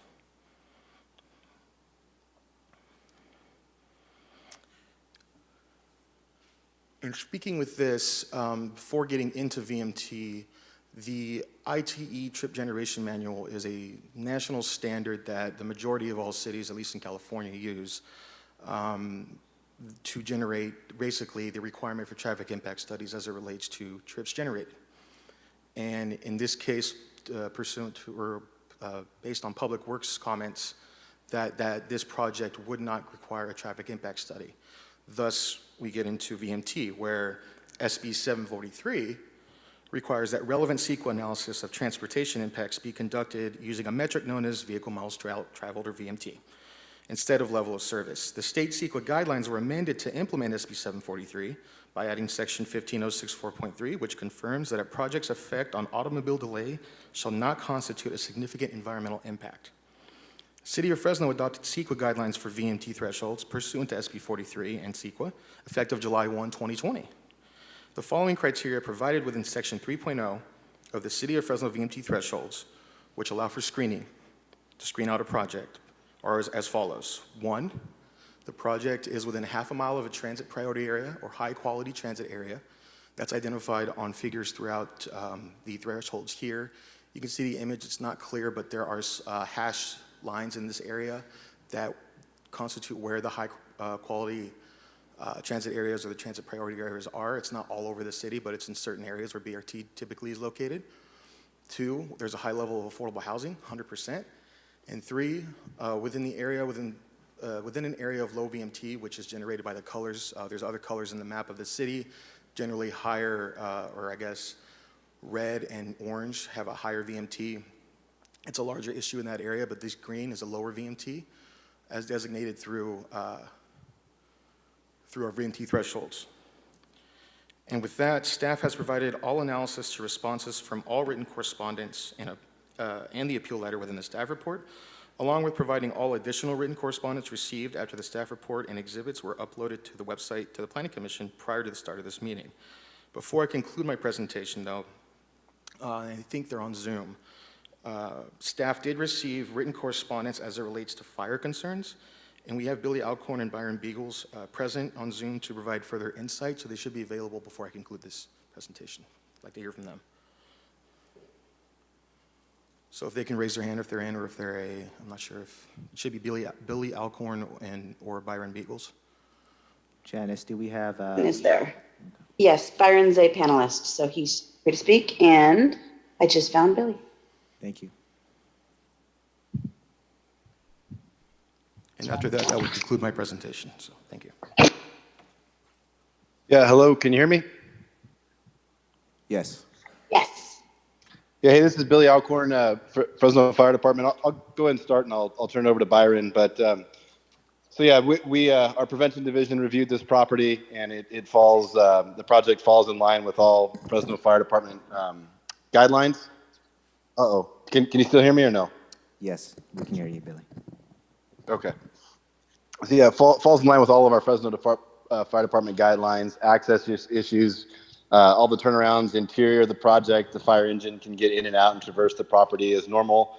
All of the hose pulls, 200 feet, it reaches the property. And so all that stuff complies with all of the fire prevention guidelines set forth by our own policies and the fire code.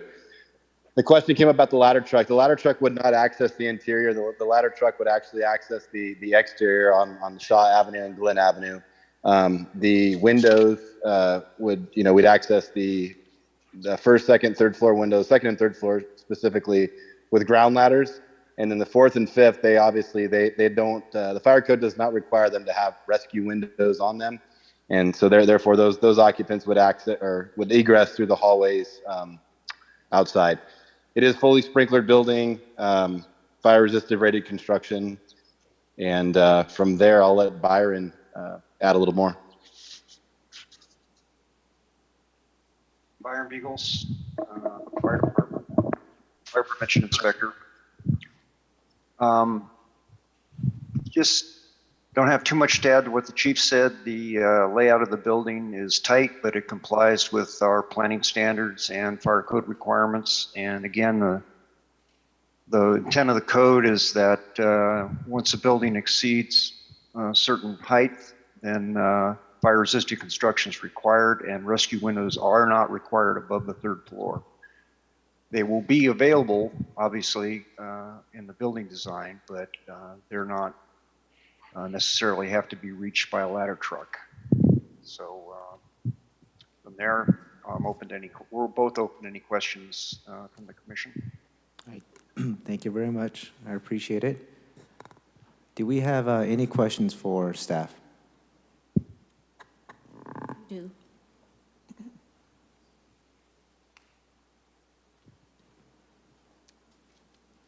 So correct me if I'm wrong, but I believe you said there was 0.5 parking spaces per unit allocated? Correct. And these are rental? I'm sorry, that's what's required, that's not what's proposed. So 62 would be the total required based on .5. What's Uh-huh. proposed is 128 parking stalls, Oh, which far exceeds okay. that. But there's potential for, based on the conditions of approval, to remove some of those based on landscaping setbacks that are proposed for the incentive at 5 feet, that could move parking stalls and remove some. And so to make sure that that is compliant, we asked for the 60, well, they asked for the 62. So it's 128 parking spaces currently proposed, and how Correct. many units again? 123 units. Okay, so a little more than one per unit. Okay, I misunderstood. Thank you. Staff, question for you too. With the current zoning right now, the multi-unit residential, it's allowed in current zoning, correct? Yes. Okay. So because of that, we weren't required to reach out to the community or provide them with any kind of notices at all. It was submitted as a development permit application, which does not require notice for approval, unless during the notice of action that is released to the city clerk, if there is an appeal request, we would take that, but other than that, no. No, okay. Well, thank you, I appreciate it. Can we please, do we have another question? We're okay? Okay.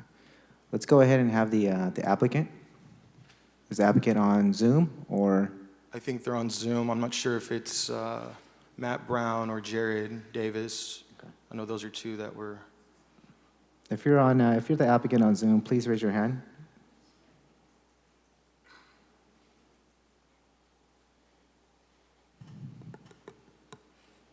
Hello, can you hear me? Yes, we can.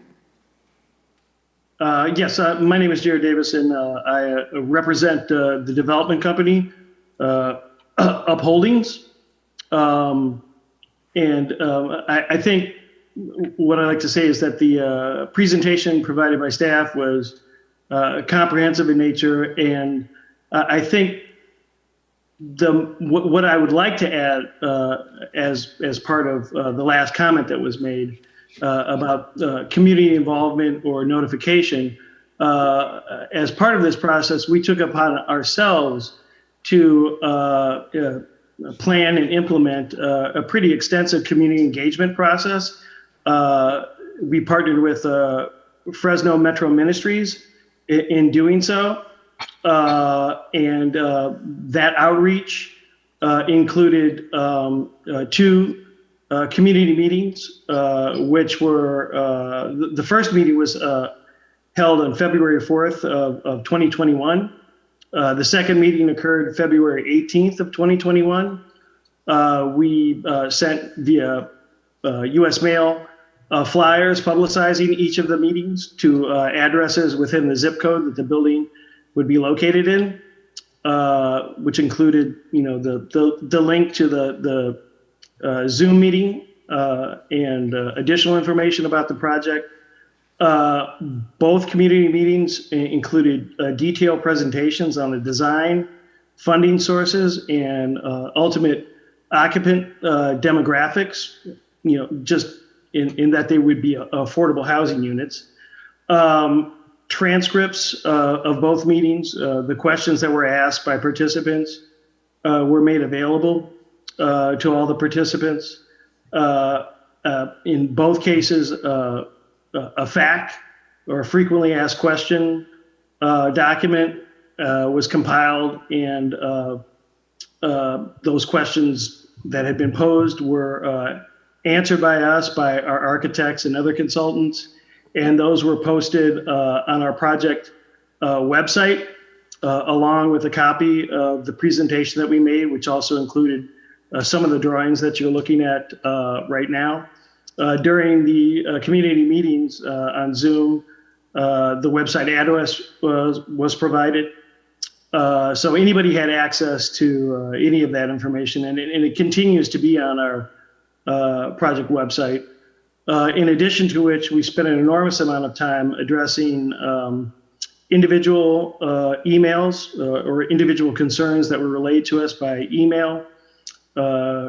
We, in some cases, even set up individual phone calls or Zoom sessions to have discussions with people to discuss those issues directly. And on top of that, we also engaged the party that appealed this application the Fig Garden Homeowners Association on 2 different occasions where we had Zoom meetings with them on January 7th of 2021, and then our second meeting was on March 8th of 2021. In the first session prior to meeting, we transmitted to them detailed project information, including the site plan, the layouts that you have presented in front of us here, along with data on the affordable or need for affordable housing within Fresno. And in our second meeting prior to that, or possibly after that, we transmitted, or at least outlined, changes that we had made to the design of the project based on input received through our community meetings, and then also direct input from the Fig Garden Homeowners Association. The project that you see in front of you right now is materially different than what we originally proposed, which had 134 units in total. That number was reduced. The entire building was 5 stories high, at least initially. Now it is 5 stories on the Shaw-facing side, and then 4 stories on the Glen side. So we would have a height reduction facing towards the south and southwest. Originally, the property also had a proposed 11,000 square foot federally qualified healthcare center that would have been an occupant of the development. But based on community input and concern, that use was removed. And that made more parking available to potential tenants, which was also a concern of participants in the community meetings and input received from the Fig Garden Homeowners Association. And in response to comments, we also expanded community space on the exterior and within the building and on top of the building to provide more amenities to the people living there. So that, I think, from my perspective, is the most important thing to emphasize as part of this proceeding, was that we feel like we acted as responsible actors and directly engaged the community in a transparent and straightforward manner about the nature of the project, its design, the intended funding, and the intended occupants of the property. And I feel pretty good about that. I think that's all I have to contribute. Thank you, Jared. Question for you, Jared. Do you have an idea of the attendance for those Zoom meetings? I could get you the exact attendance, but at least my recollection was anywhere on the order of 60 to, in some cases, 90 people attended online, the community meetings. But our flyers, I think, were sent to many more times that. Okay. No. I understand you didn't have to do the outreach, and you did do it. My question, too, is notice that those meetings were held in 2021. Did you guys ever consider holding another meeting in 2022? I'm sorry, the audio cut out for a second. No, my apologies. Notice that the meetings were held in 2021. Was it ever considered to hold those meetings in 2022, too? Originally, we had I think a different timeline for the project, but because of COVID and because of HCD sort of reorganizing their funding schedules, the project timeline got extended out. But originally, our expectation was that the project would have gotten underway towards the end of 2021, but that didn't occur. But that was the reason for our hosting those meetings and doing most of the sort of substantive community outreach for this project during that time frame. The rest of the time has been spent making applications for this, but in substance and materiality, very little has changed with the project, except from what it was when we started our community engagement to what it ultimately is now. But after, though, that last iteration of changes, which you're looking at right now, the project has not been modified. Okay. Have you had conversations with Councilmember Maxwell in regards to this project? Yes, we have. We discussed the project with him extensively and provide him with periodic updates on our progress. Okay, thank you. Do we have any questions? I'm sorry. My understanding is he is in support of the project. Do we have any questions from the commission for Mr. Jared Davis? Oh, thank you very much. Appreciate it. We're going to go ahead and open this to the public. First, we'll go ahead and allow those individuals who are in support of the project to speak. If you are in support, please step to the podium. Name, address, you have 3 minutes. Any in the chambers? I see none. Do we have any in support on Zoom? Yes. Paloma, you are able to speak. Great, thank you so much. Good evening, commissioners. My name is Paloma Perez McAvoy. I apologize. I had raised my hand to speak on behalf of the applicant. We represent the applicant in this project. Okay. I first of all just want to thank the Planning and Development Department for their extensive work on this project due to all of the challenges that we had during the entitlement process with COVID and whatnot over the past couple of years. And also want to thank staff for its recommendation to deny the appeal and hold the approval, the project approvals. I just want to expand a little bit on a point that staff made in regards to the required findings that would be necessary in order to grant the appeal and deny the project. Mr. Hope spoke a little bit about SB 330 and SB 8, which amended the Housing Accountability Act. The Housing Accountability Act actually substantially limits a locality's ability to deny a project. And although it's a little nuanced, the project actually qualifies for protections under the Act under 2 separate provisions. First, as an affordable housing project, which by definition includes a project that includes at least a minimum of 20% lower income households. This project, as we all know, is a 100% affordable housing project. Secondly, the Act also provides protections and substantially limits a locality's ability to deny a project when it complies with the general plan zoning and all applicable objective development standards.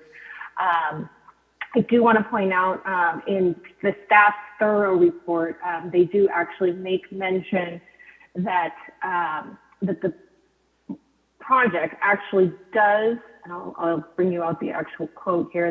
The project is, quote, compliant with all provisions of the citywide development code and consistent with applicable policies of the Fresno General Plan and Board Community Plan.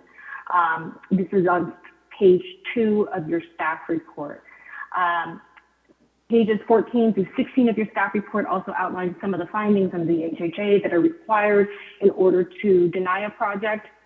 And as correctly concluded by staff, none of those findings can be made under the HAA or the Housing Accountability Act.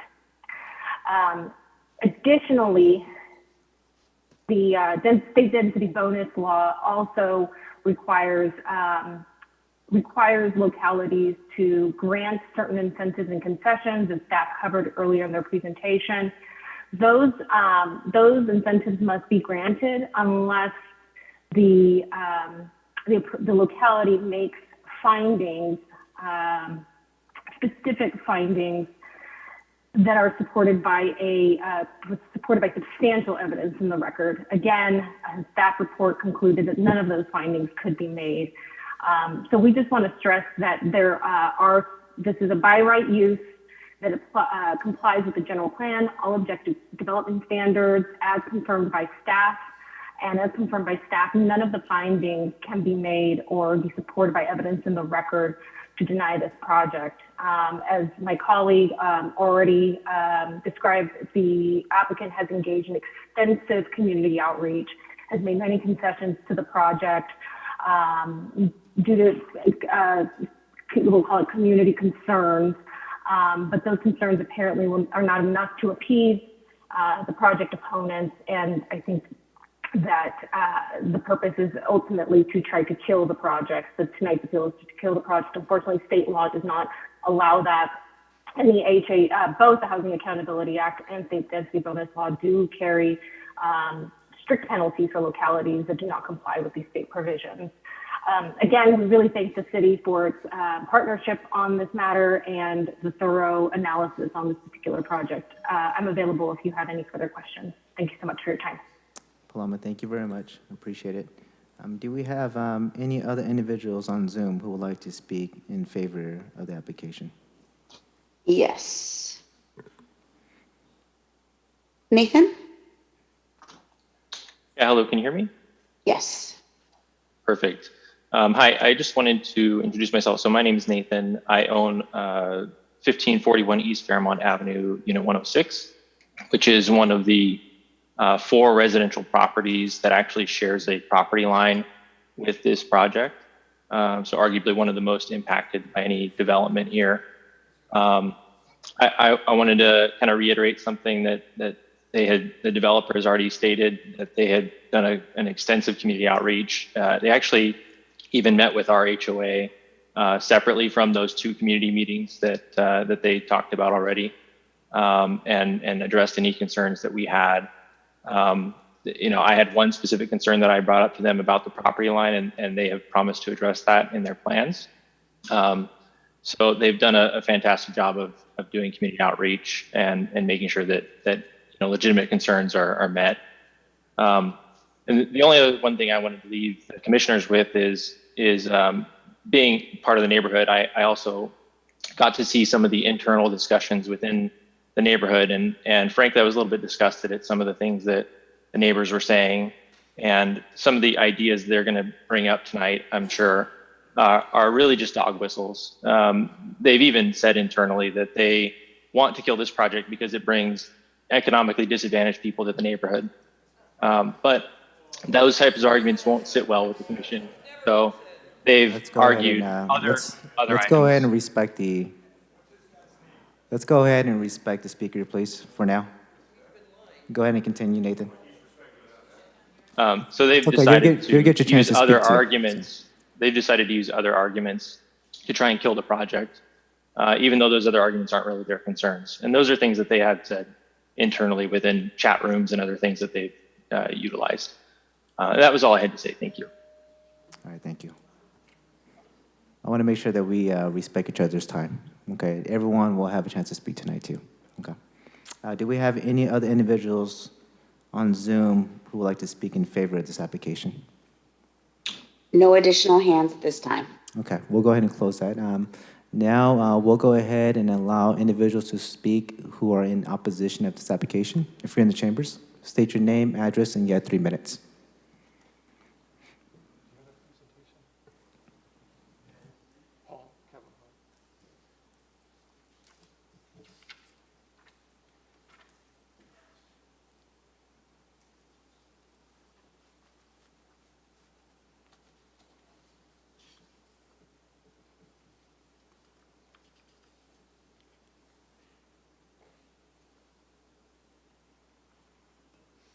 Thank you. Good evening, Chairman Vang, Commissioners. My name is Kevin Hall, 1204 East Sierra Madre Avenue. I don't think you can make finding B due to Goal 8 of the general plan. 20 years ago, our Measure C Community Coalition fought for and secured transportation funding for transit-oriented developments. Now we're finally getting a TOD in my neighborhood, and ironically, those tax dollars will be used to make my neighborhood streets more dangerous. Next slide, please. The applicant's operational statement contradicts itself, and the general plan. I have submitted a full comment letter. Next slide, please. I'd like to tell you about the neighborhood. We've lived here since 1988. You can see from this map of the Blackstone Corridor study that my home, the star on the left, Libre's on the right, and neighborhood are well within the study area's mile-wide strip between Maroa and Fresno. Next slide. But for the traffic study led by Better Blackstone Association, Keith Berksold and company looked away from the corridor study area outside of the city limits. This included a public forum, as mentioned, they held, but refused to open the mic for public comment. It was a truly bizarre experience. I'm not surprised to see a letter from the applicant objecting to this hearing. Next slide. In the more specific Blackstone Shaw Activity Center study, you can see that we are again on the map, but excluded from any transportation improvements. Again, they stuck to the city limits. Next slide. And we're excluded again from the bicycle network analysis. Next. But this is a walking neighborhood where we walk on the road, in the road. People of every age, from strollers to wheelchairs. We have no sidewalks, few streetlights, yet we're next to Shaw Avenue's 39,000 vehicle trips per day. A significant number of these drivers use our streets for high-speed shortcuts, yes, as marked in red, to avoid the congested intersection at Blackstone and Shaw. Next, please. It's an intersection that's even more unattractive to pedestrians. Residents of Libre are not moving on to Blackstone and Shaw and living in the blue shaded area. They are moving into an established neighborhood with lots of activity where they and their kids should be free and safe to ride bikes and walk the dog. As commissioners, you know that people who live in any neighborhood are the experts on it. Here's a little of how our neighborhood actually functions and what they decided to ignore. Next slide. This is Shaw and Glen. Residents aren't going to head out to Shaw Avenue. Next slide. They'll head south, mostly through unincorporated land, down to the opposite end of Glen at Indianapolis, which is back within city limits, for a view of the grass and water and geese. Next slide. Then it's 2 short blocks over to College Avenue. This narrow lane sees a lot of fast cars, but it's one of the nicest streets around, with lots of shade due to tall trees and a north-south alignment. The last leg is east on my street, Sierra Madre, and then back down to Fairmont and over to Glen, but there are many variations. Next slide. In conclusion, one more, please. Thank you. In conclusion, I don't think you can make finding B due to violations of the general plan's Goal 8 and related policies. Here are a few specifics. There are more in my letter. Thank you for your time. Thank you very much, sir.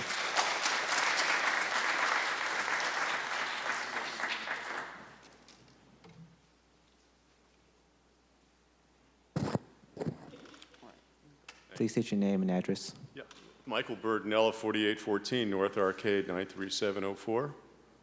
I wasn't planning on exactly speaking tonight until I heard the gentleman who claims to live on Fairmont make these disparaging remarks about what people have allegedly said concerning the residents who are to be in the Shaw Glen project. The only things that I've heard from residents of Fig Garden are the size and scope of this project, not the people or their financial resources or who they are. That's never been an issue. If you read anything or talk to anyone, they will tell you the same thing. We're concerned about the fact that there's no other 5-story projects in that neighborhood. There's no ladder that can reach a 5-story. They don't even have rescue windows because their ladder won't reach up there, so I'm not sure how the fire department finds that acceptable. Also, the children that are going to live there, they're proposing 123 units with, I heard, between 54 and 60 parking spaces. Where are these children going to play? They say they can go on the roof, they have some green spaces. They're right next to Shaw, which is a very, very heavily trafficked area, Blackstone. When I come down here to downtown, I take the freeway, I come down Shaw, stop at Blackstone. There's always delays there, and the traffic is enormous. So there's not going to be anything, they said there's no need for a traffic study? How does that make sense? Obviously, there's going to be an increase in traffic, and the traffic flow is going to change. The enhancements and allowances that have taken place are the only reason that this project is the size and scope that it is. The people that live in that neighborhood have no objection to 60 units, or even 65, perhaps 70. But 123 is too grotesque a project for this neighborhood. It's just enormous, it's immense.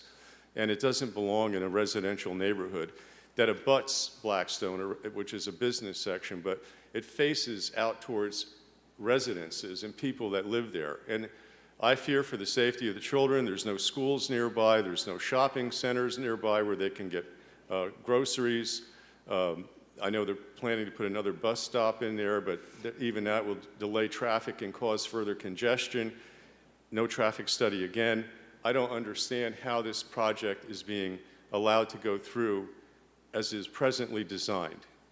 If it were reduced in size and scope to 60 units, 65, 70 units, everyone would find that acceptable. There's room for compromise here, but not at the level it is now. Thank you. Thank you very much. Do we have another individual who would like to speak in opposition? Please step to the podium, state your name, address, and you have 3 minutes. Yes, my name is Carolyn Friedman, and I live at 4912 North Glen Avenue, the corner of Glen and Fairmont. My folks bought this house in 1966, and I rebought the house in 1997. Begin with the gentleman that spoke. He said his property abuts this property. There's no way. Glen and Fairmont's another is up there. It won't touch this project at all. And this is magical thinking. If there's only going to be 120 parking spaces and they're 1, 2, and 3 bedroom units, there's going to be much more than 120 cars there. Even people in 1 unit will have 2 cars, and people in 2 units. And if you've got a 3-unit thing, you're going to have maybe 3 cars. Where are those people parking? If they can't park in that area. Well, I know where they're going to park. They're going to park on my property, which is 1 house down. And there's been no conversation about the house next door to me, who is going to actually share a fence line with this. Are they going to build a bigger fence? Are they going to put a stone fence between them? There's no conversation about that either. I'm just appalled of the 5 stories. The gentleman that just spoke, he's correct. We'd all be just fine if it was a smaller unit. There's not 1 5-story building on Shaw Avenue. Because I've walked around now since this was proposed and went, there's no 5-story buildings anywhere on Shaw. This is crazy with the traffic on Blackstone and Shaw. That's got to be one of the busiest intersections in this city. It's absurd. And, you know, I'm a school teacher. I'm a retired school teacher. There's actual legal limits that tells schools how much playground space they have to have per student. Well, certainly this doesn't qualify for that. They're going to put a little green space and call it good. And how many people are actually going to go out at 108-degree weather and wait for the bus? Or ride their bicycle? Nobody's doing that either. And those community meetings were really, really, really awful. They turned off the microphones. We had no say. And they ran a PowerPoint that actually had nothing to do with this project. They ran a PowerPoint. I sat in those meetings twice on Zoom, and they ran a PowerPoint about the Blackstone corridor and all the developments that they had planned for Blackstone. So, you know, it was not a community meeting. It was a meeting that they scheduled, they set up, and they rammed it through and cut off all of our microphones. Thank you. Thank you very much.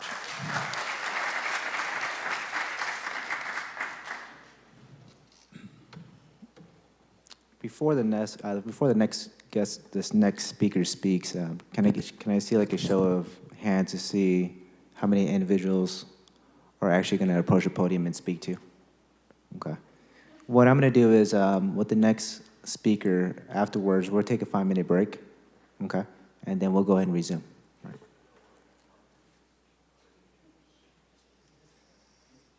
Good evening, everyone. My name is Louise Yanofkin. I live at 924 East Gettysburg Avenue. Can you lower your mic a little bit, miss? Sorry. Thank you. Is that better? My voice is shot too, sorry. Louise Yanofkin, 924 East Gettysburg Avenue, Fresno, California. I've lived there since 2004. I was also on the General Plan Committee, the 2035 General Plan Committee. I was appointed by then Mayor Swearingen. I was the only county member on there. I was president at that time of the Fig Garden Homeowners Association. So while our intent was to do infill, because we didn't want urban sprawl, our intent was never to put citizens in an area on a corner that is the most polluted in Fresno, the most traffic congested. There are no sidewalks. There is no safe pedestrian passage. There are no schools. I know everybody keeps saying on this project, there's parks, there's schools close by, there's grocery stores. There's not even a 7-Eleven within walking distance. So, and also on that corner, anytime there's a protest in Fresno, it's usually Shaw and Blackstone or now Shaw and Knees. And we're talking about environmental justice, but we're taking a group, any group of citizens, and now we are actually going to make them live in the noisiest area, the dirtiest air, with no amenities, and we're all trying to cover it up as saying, well, it's for the good and betterment of the people. And again, that was not our intent when we went through the City 2035 plan. I'm pretty familiar with that. I don't think I've forgotten it. My name is on that thing. And I'm also with the law firm of Weil, Carter, and Tipton. We're at 246 West Shaw, a block away from this development. Any given time of the day, the eastbound traffic on Shaw is completely backed up to Del Mar and sometimes all the way to College. Many of our attorneys, to get to downtown, we have to wait and wait and wait just to even cross the street. Usually it's a right turn, then a left turn, trying to get on the freeway. So again, I personally take offense to what that gentleman said. There is no one that has disparaged this project. The community meetings that people mentioned, yes, our mics were cut off. We did try to ask questions. We tried to type them in. They were not answered. So again, I ask all of you to do the right thing. Just because you can do something doesn't mean it's the right thing and it should be done. So think of the people who are going to live there and what they have to put up with the day-to-day noise of Shaw and Blackstone. Thank you. Thank you very much. All right, so we'll go ahead, and it's 8:24. We'll take a 5-minute break. Let's resume at 8:30, okay? And I'll make sure that everyone has a chance to speak tonight, too. All right, thank you.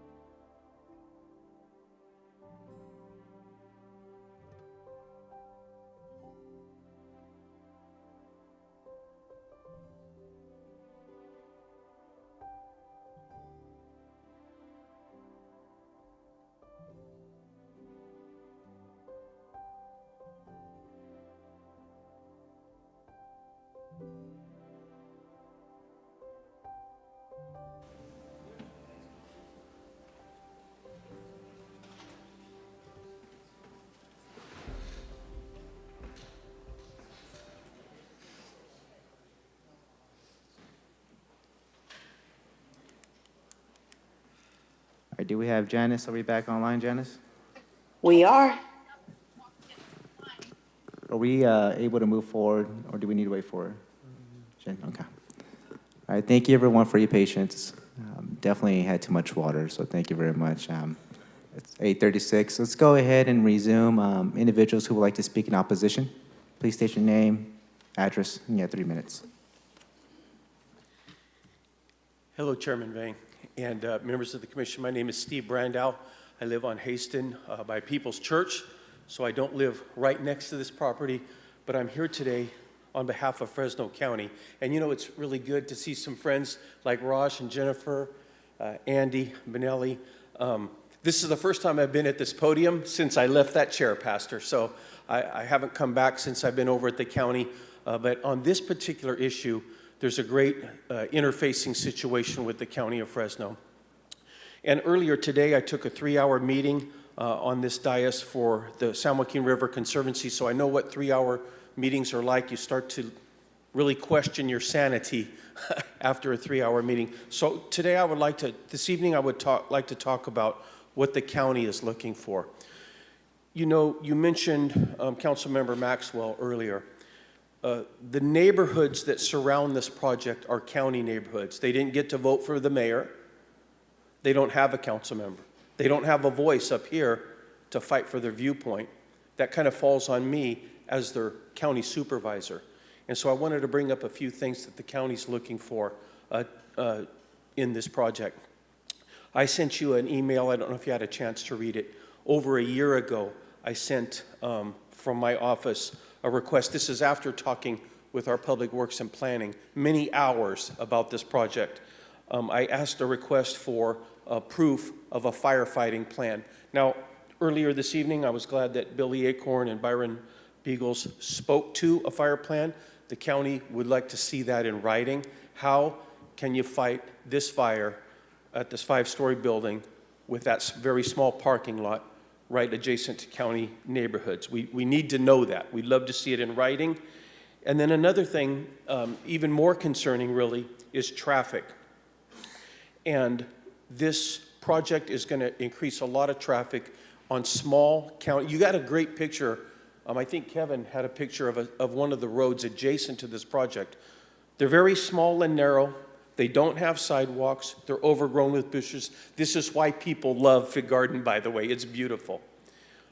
There's already problems that happen there because of that. Children walking along, there's a lot of bushes and trees. We cannot have a lot more vehicle traffic on those streets and also people parking on those streets. The county has repeatedly asked for a traffic plan. The city's position is that it's not needed for this project. You know, I don't want to get into a tit for tat here, but we would ask you to require a refresh of a traffic plan, because what you're going to see, and I don't know why the city would refuse this. It's almost universal that you need a traffic study when you do a project of this size. But I think what you'll see is that a lot of projected traffic from this 5-story building will be cutting through very small county roads.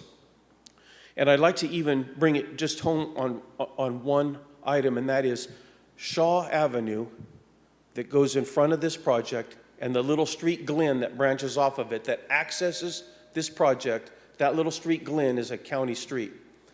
And when Shaw gets backed up, as it does dozens of times a day, what you're going to see is people that want to access the building, whether they live there or there's some commercial interest, they're going to start cutting through county neighborhoods, many streets up Shaw, and start taking little back roads to get to this project rather than deal with Shaw traffic.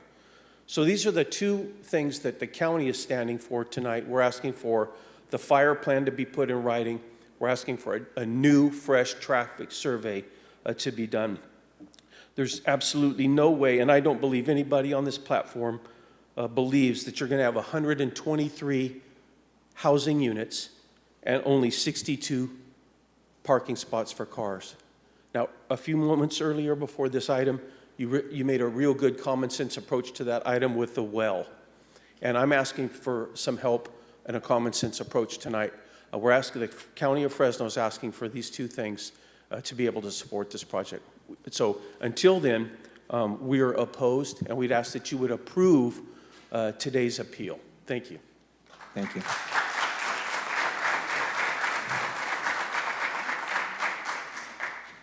Let's go ahead and have the next individual speak. Please state your name, address, and you have 3 minutes.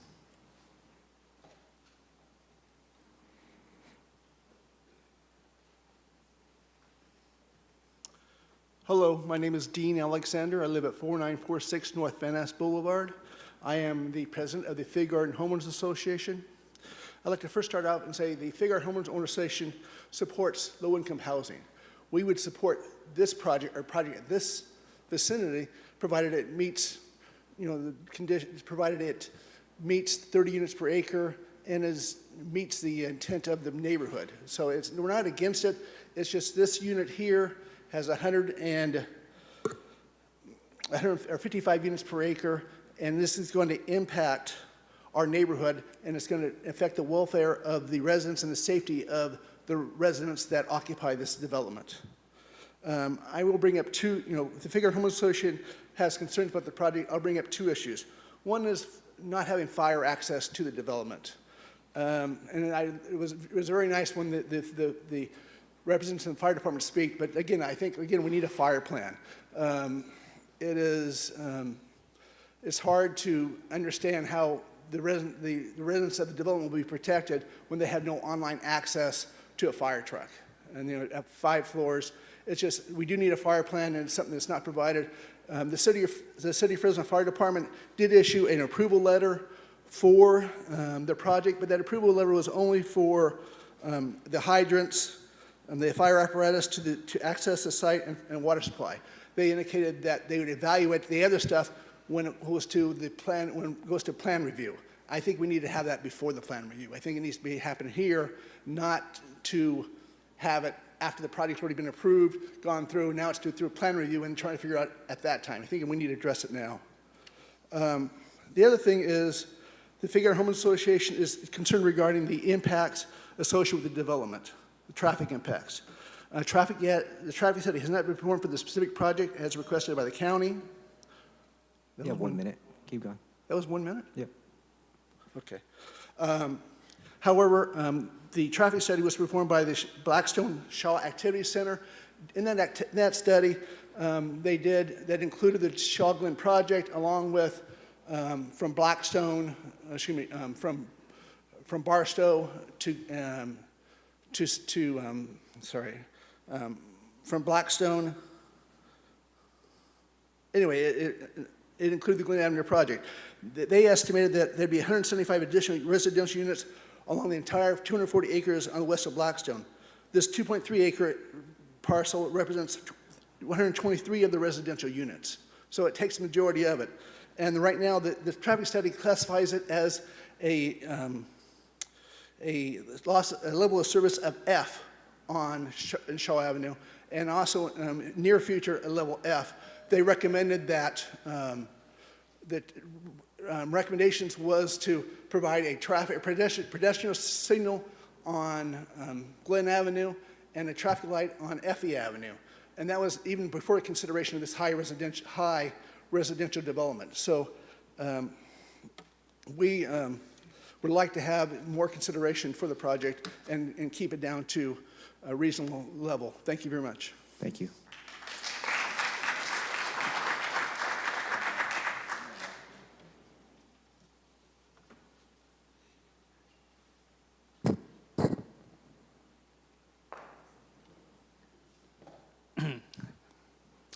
Hi, my name is Mike Chan. I live at 4654 North Ferris Avenue. Chairman Vang, commissioners. I'm a resident of Fig Garden for the last 30 years, and we understand the need for affordable housing. And I know that many neighbors in Fig Garden would support a plan to provide such housing at a density no more than 30 units per acre. And I'm sure everyone here tonight, my neighbors, would support that. And contrary to what the previous speaker had said, no one is objecting to having affordable housing. At 30 units per acre, the residents of such a unit would have a livable place where they can thrive and the effects of adding too many units in such a crowded area would not permanently damage the way of life for the Fig Garden neighborhood. The Shaw Glen development will be approximately 54 units per acre when the maximum density is 30 units per acre in accordance with Zone CMX. As far as we know, every other affordable housing development in Fresno, as well as every one done by upholdings here, as well as all around the country, are at 30 units per acre or less. The proposed Shaw Glen development is almost double the density of the new development at Blackstone and McKinley, and quadruple the density of two other new developments. The one at 130 West Barstow, Alegre Commons, which is 42 units on 2.8 acres, that's 15 units per acre, and Alluvial at Willow, Solavita Commons, that's 60 units on 4.2 acres, that's 14 units per acre. Even the new residential units in downtown Fresno do not exceed 3 stories in height, while other affordable housing developments in Fresno may have considered the option to have a 4th, 5th, or more floors. They have not done so, perhaps to preserve the quality of life for their residents and for their neighbors. Upholdings have shown they can build affordable housing at a density of no more than 30 units per acre, as they have done so everywhere else around the country, except for perhaps some places in Chicago. If this project is built to the stated 30 units per acre zoning density, it would blend more easily into our neighborhood at a height of no more than 3 stories on the 2.4 acres. There are not any such 4 or 5-story buildings along the length of Shaw, as far as we know. There are serious questions whether there is enough exterior amenity space for so many residents in such a small area, since this development, unlike other affordable housing developments, has a higher proportion of 2- and 3-bedroom units, which are likely to be rented to families with children. Other affordable housing developments have only 1 bedroom and are targeted mainly at single adults. The Shaw Glen development must account for a population that requires a safe environment for its children, where they can play outdoors. This is a challenge exacerbated by having a high-density family development close to one of the busiest intersections in Fresno, Shaw and Blackstone. I'm concerned that 126 units with multiple bedrooms with a large number of young children who may need to walk over a mile each way to and from school every weekday is a significant issue still to be resolved. I congratulate Upholdings on their work in finding solutions to affordable housing in Fresno, but I think Upholdings should follow its past practices of providing affordable housing at no more than 30 units per acre so that our new neighbors at Shaw Glen can have the quality of life where their families can be safe and thrive. Thank you. Thank you very much.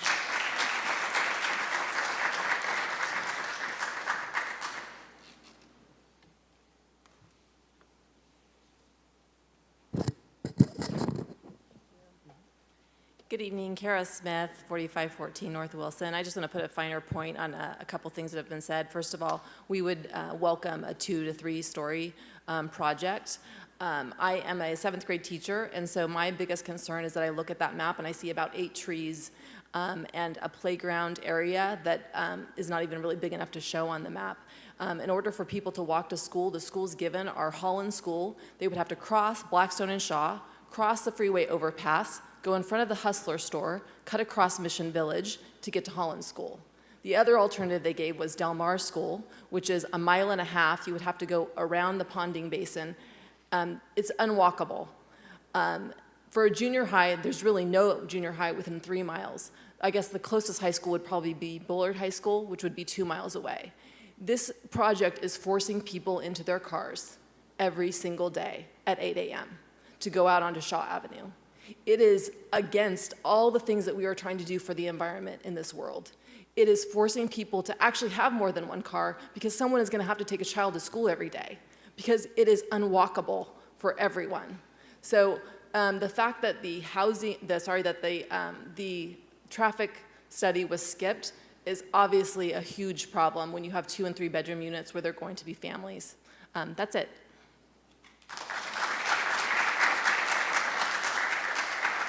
Thank you. Do we have any other individuals?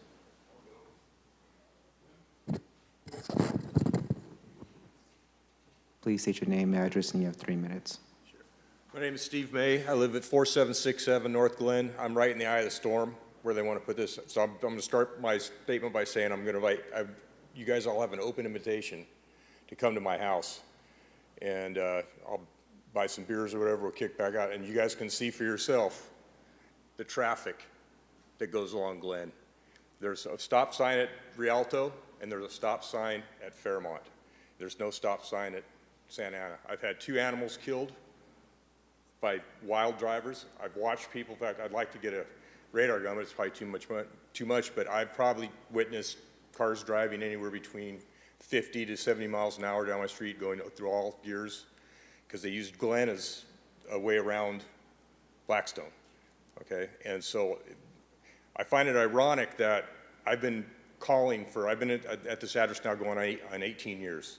And I used to live on Circle Drive, which is right before you go into Christmas Tree Lane. So I grew up there, so I've always lived in this neighborhood my whole life. And I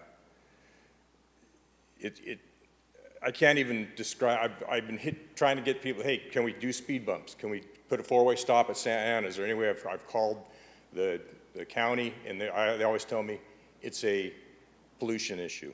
I find it ironic that now they want to bring in this humongous building with all these people that are all going to have 2 or 3 cars, and that's not a issue with pollution. But again, it's the traffic and the parking. You know, people are going to want to park, like the lady that was right here that lives on the corner of Fairmont and Glen. I think I know what house it is. Her house literally does not have a curb. It's just land that kind of goes down. So I happen to have a curb because I live 2 blocks down, and I have a curb. So what are they going to do? These people are going to want to park by a curb, right? So that I'm going to have all these people I don't know fighting for parking spaces in front of my house. Anyway, again, you guys have an open invitation, 4767 North Glen. My name is Steve. I'm a teacher in Kerman Unified, so you can find Steve.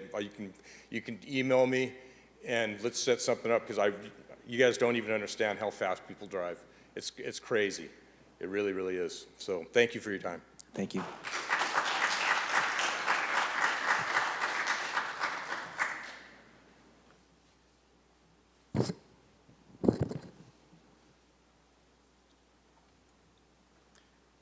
Hi, I'm Tony Pings, Fig Garden Homeowners, 4350 North Safford.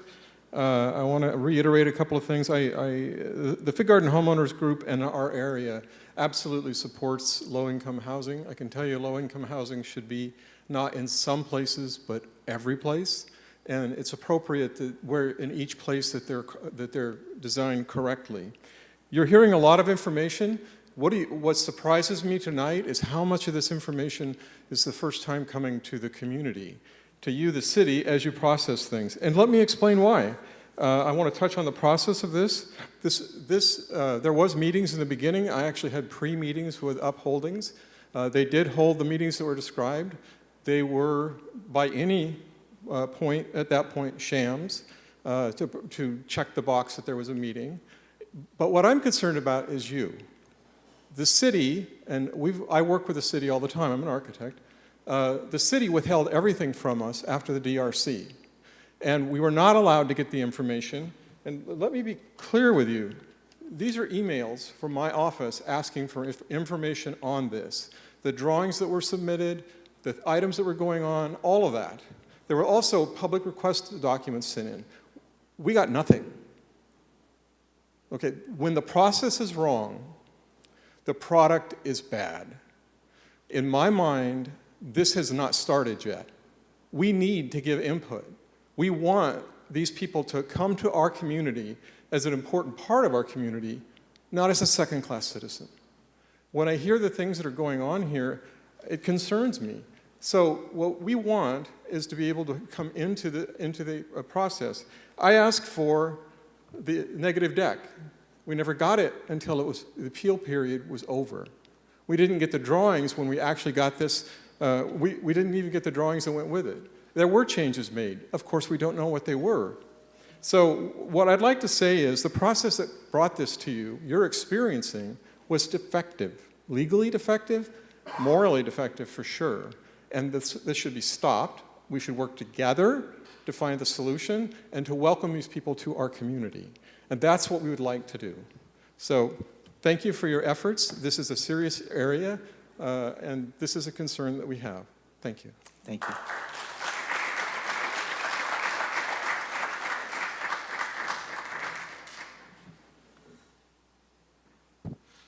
Anyone else?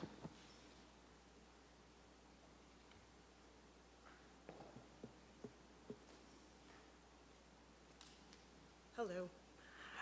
I'm Suzanne Crocina-Som, and I live at 1124 East Sierra Madre, and I'm really nervous, so I'm just going to try and get this out. I found out about the project from a postcard I did receive, and I sat in on the first Zoom meeting during COVID, and was very surprised to hear that there was a 5-story building being planned for the corner of Shaw and Glen, because I know how busy it is. So after that, I kind of got online, started reaching out to my neighbors, and maybe 2 or 3 people had received the postcard. So I started a group on Facebook to try and get the word out, and that's why at the next Zoom meeting there were about 60 people, as Upholdings had mentioned at that meeting. They have been very dishonest from the beginning. When they were applying for the grant through the Strategic Growth Council, there were things that were truths that were stretched, such as locations of schools and parks. I think that after that fell through, it got very, very quiet, and we were trying to get information, as Tony had mentioned, and we were not receiving it. We all know that Fresno needs affordable housing for its citizens. I believe that deeply, and I do believe that it belongs in every neighborhood so that people can get a leg up and they can feel like part of the community. I think that's really important. But my fear is that what's going to happen is this poorly planned project is going to be built. We're going to have a crisis of traffic and children getting hurt, and I know funding for affordable housing is going to be on the ballot, and that is just going to sour people's opinions of these projects. If we have no say in how they're built or how our neighborhoods are constructed, it's going to be a problem. So I just wanted to say that, and I also wanted to touch on the point where the neighbor said that we're a NIMBY neighborhood, we don't want this in our neighborhood. That is not the case. I've not spoken to anyone who said that they don't want it. We just want it at a manageable size that fits with the neighborhood, and thank you so much for your time. Thank you.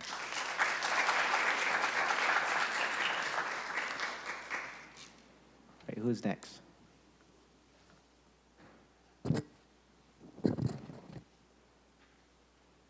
Please state your name, address, and you have 3 minutes, sir. My name is Paul Smith. I live at 4744 North Sunset in Old Fig Garden. First of all, thank you for all being here. I do love Fresno. I love this opportunity to talk to you. My daughter's over here. She gets to see how this works. It's one of the great things I love about Fresno. Fresno, I moved here 35 years ago. The other great thing about Fresno was Old Fig Garden. I have 5 sisters that live in great cities all around the U.S., and they used to make fun of Fresno, so they came here and visited me and saw Fig Garden. Now they brag about Fresno. Old Fig Garden is one of the great things that Fresno got right. We complain about everything. If you look at it, it's the one thing we got right. I don't think that this project is good for the city or Fig Garden. It's mainly the size of the project. I think that the traffic, all the issues we've talked about, but the biggest thing I want to bring up is a little bit different, is that it's the trust of the people. If this project gets railroaded at the size of 5 stories and the size it is right now, people are going to start doubting the whole process on how this works, right? You're not getting input from the community. It's so egregious that people are going to start distrusting how this is being put together. So I really hope you consider that going forward. More input from the community will make it work for everyone. We all love the idea of housing, more housing in Fresno, and this affordable housing. Please work with us and make that better. Thank you.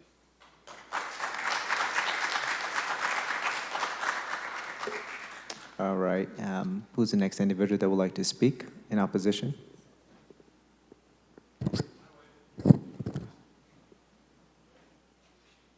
You're next, okay. So please state your name, address, and you have 3 minutes, miss. Catherine Miller, 4839 North Glen, retired school teacher from Fresno Unified. And you know, listening to all of this is so important, but what I am so worried about are those little children that, you know, might just jump out of the, you know, run into the parking lot and, hey, I have a hard time seeing behind my car, let alone, you know, in a congested area. And I was just thinking, you know, in this little green area where the children are playing ball, hey, one kid misses the ball, and what are they going to do? They're going to chase the ball, and they could get hit by a car or something in the parking lot. I think it's just too congested for the children to play in that, you know, in that little green area next to a parking lot. Thank you for listening. Thank you, miss.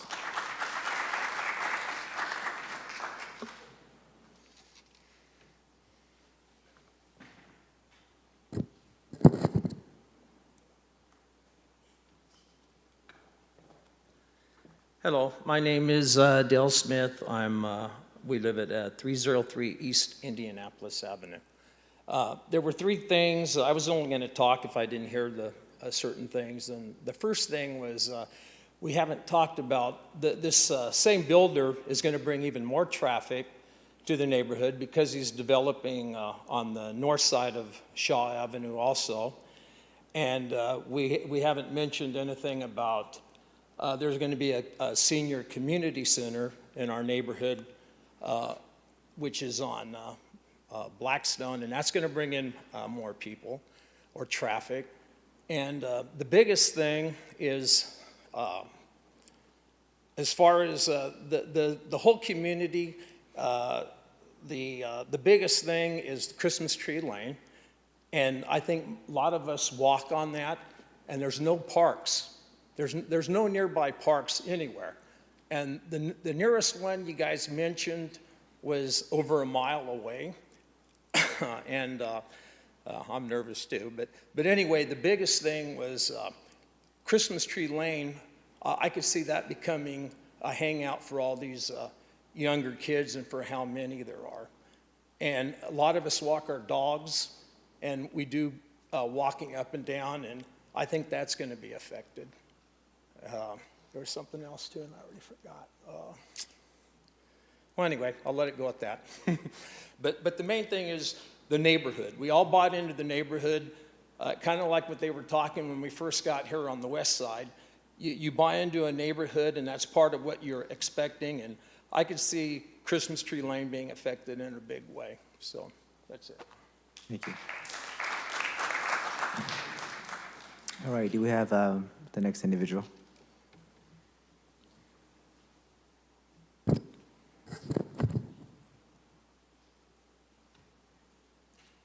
Good evening, Commissioners, Director.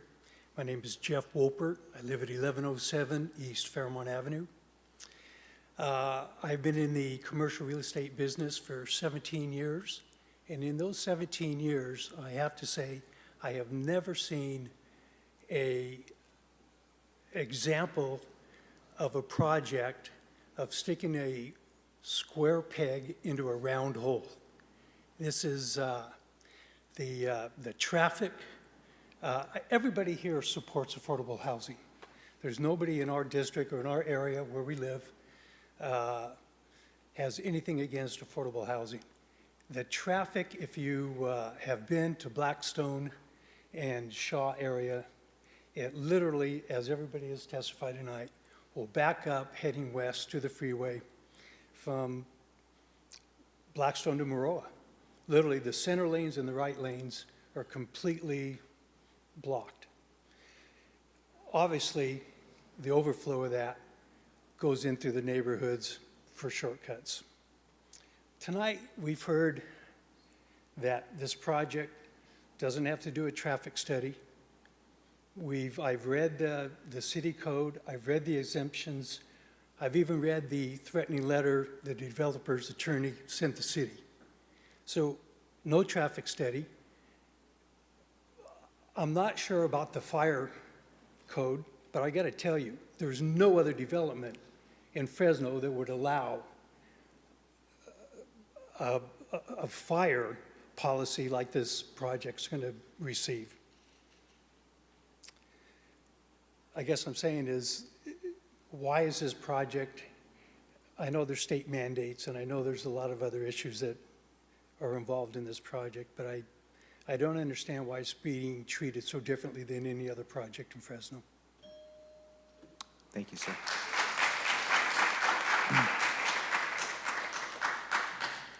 All right, let's have the next individual speak.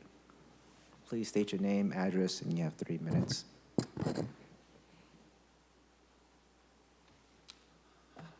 My name is Mike Bigelow. I live at 1132 East Sierra Madre. I've lived there since 1961. I'm also the former president of the Fig Garden Planned District Corporation, which was a subcorporation of the Homeowners Association that was formed 47 years ago to address development issues in the old Fig Garden. Particularly at those times, it was when on Glen Avenue a lot of apartments were going in that were presenting problems. At that time, we made provision for more affordable housing, particularly along Glen Avenue where there was a lot of vacant land, and came up with density requirements. That was made part of the Bullard Community Plan of the County of Fresno, and it was supposed to be also implemented into the Bullard Community Plan of the City of Fresno, which they have consistently managed to avoid ever doing for now 42 years. The project, half of that, the north half of the proposed project there is actually Shaw frontage that matches other Shaw frontage along there. But the back half of it would have been under the density requirements that we set up 40 years ago. Obviously, times have changed and the need for affordable housing is greater. We protected where we could at the time the affordable housing concept. There's not an objection to an appropriate affordable housing unit there. This is not the project. And if they do it, the main problem for the neighborhood, and mind you, I've had a number of years observing firsthand the traffic in that area, is that that project will be a cancer-producing mechanism because people on Fairmont, particularly, are not going to want to live on it when they start having Shaw-level traffic on it from this. So if this project ever were to go through, for one thing, on Glen Avenue, where it impacts Fig Garden, there should be a cul-de-sac there, because then all that new traffic can go back out on Shaw where it's already backed up to College, as others have mentioned. So this is the wrong project for the location. The property is owned by the Arganian family and the family trust, and the Arganians also own all that land over there by the vacant land by the Marriott. If they want to put a high-density 5-story unit back in there, it would be probably an appropriate place for it. This property here that is on the Arganian, where the Arganian land there, this is not the place for it. Thank you. Appreciate it.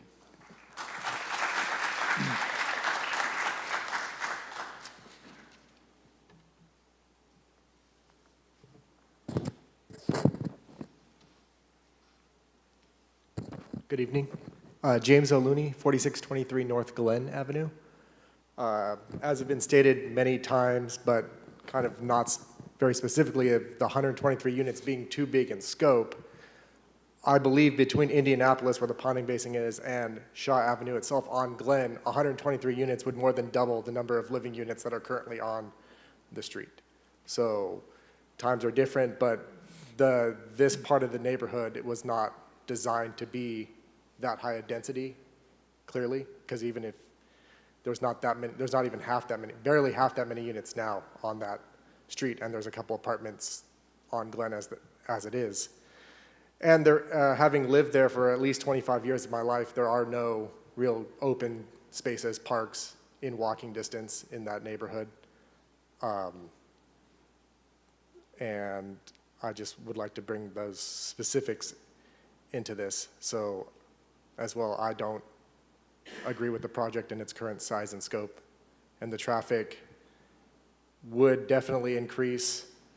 Further south in Old Fig, residents did they had a trip counter set up on their street because their street is Saginaw, and it was designed for maybe 3,000 trips a week, and they were recording anywhere from 9,500 to 12,000 trips per week with even smaller apartments towards Blackstone on it, people cutting from Blackstone all the way to Palm, back and forth, cutting through the neighborhood. So I would have to imagine that a similar sort of increase in traffic would come about from something of this scope, if not more, because of the greater size of the project. So thank you for your time. Have a good night. Thank you.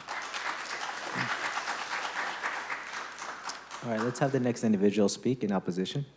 Please step to the podium, state your name, address, and you have 3 minutes.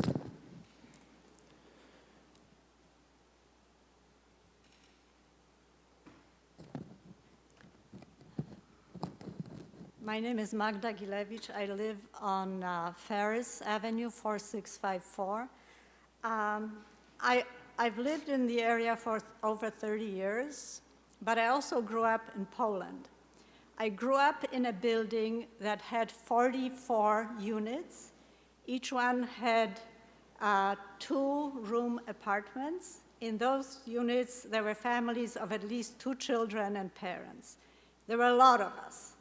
But the building had trees lining up the building to separate us from the traffic, which was minimal at that time. I'm talking about the 50s.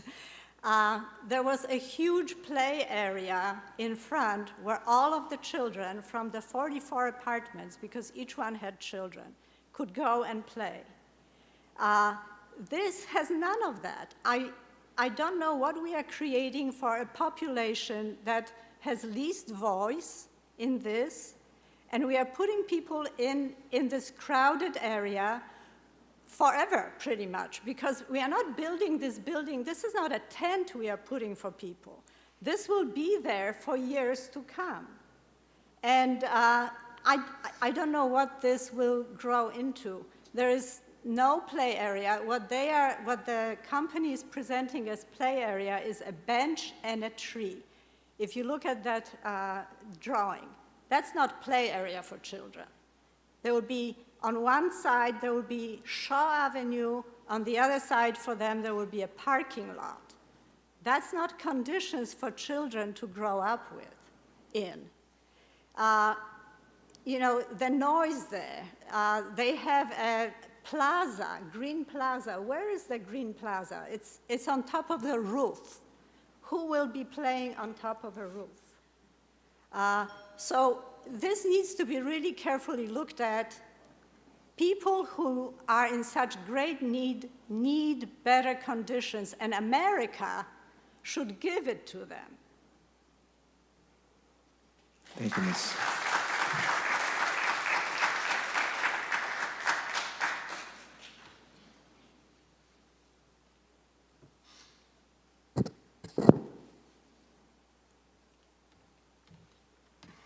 Good evening. I know you're all about ready to fall asleep, but I am going to add on to what was just said in the last few minutes, and that is the children. In this particular facility, and I'm sorry, my name is Janice Wolpert, 1107 East Fairmont Avenue. In this facility, they call this the project. I really wonder what they are thinking when they're thinking about the children. Because like what was previously said, there's probably, on average, the average is 1.93 children per home, I guess, now in the United States. Well, since you can't divide a child up, I said 2 is the average. I took that 2 children, multiplied it times how many homes or how many units there are, and I come up with 232 children at capacity. There could be more, because some people will have more children. There could be less. And then I read further in the document the size of the play area that we were talking about. The size that they have is 1,450 square feet. That's approximately 37 feet by 37 feet. That is the play area for which part of that is fenced. That's about the size of a garage. So imagine 232 children, not all of them are going to play in that fenced area. You know that will probably be more for children who are 5 and under, perhaps. But now, what's going to happen for the children who are bored of playing in that little small area? They're going to want to kick a ball, run. Where are they going to do that? The nearest park is Cary Park on Fresno Street, and it's about a mile away. So that means the children going to play in that park, and you've heard this tonight before, they're going to have to cross Blackstone, go by the entrance to Freeway 41 South, go across the freeway, then hit the exit to the freeway, then cross Fresno Street and go over to Cary Park behind Fashion Fair. That's a long walk to go play baseball, kickball, whatnot. So my concern for the children in this area is they are naturally going to want to go beyond the boundaries of the project. And there's going to be a soccer ball in the middle of Shaw Avenue. There's going to be kids riding bikes on now a really busy area. Please, think about our children that we're placing there, because they're going to grow up there, and they're going to have hurdles and challenges of not only their playtime, but walking to and from school, because the nearest school is 1.2 miles away. Mind you, there may be buses provided by the school district. We don't know that yet. Depends on how many children are there. However, not all children get up in time to catch the bus. Thank you. Thank you.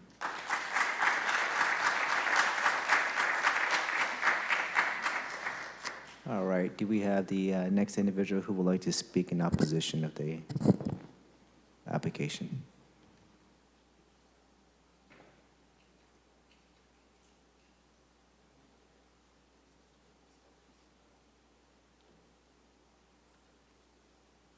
Please state your name, address, and you have 3 minutes, sir.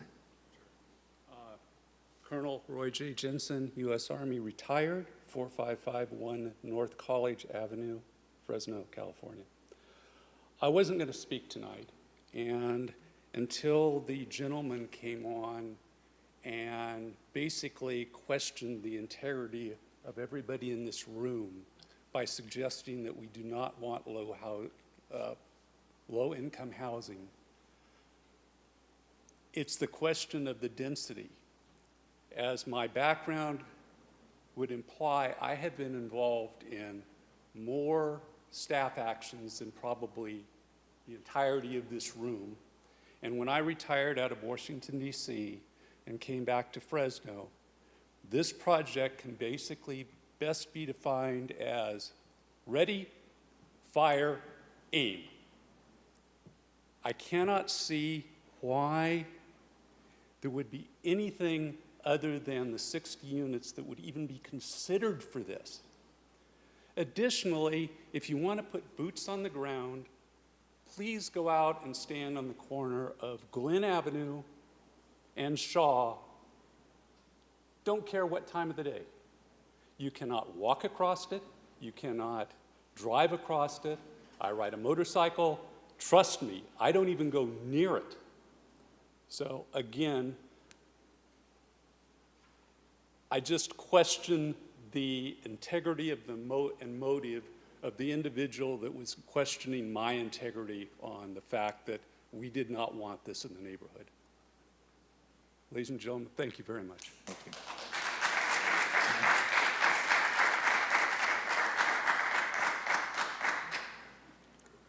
Curdo Johnson, thank you for your service. Do we have the next individual who would like to speak in opposition?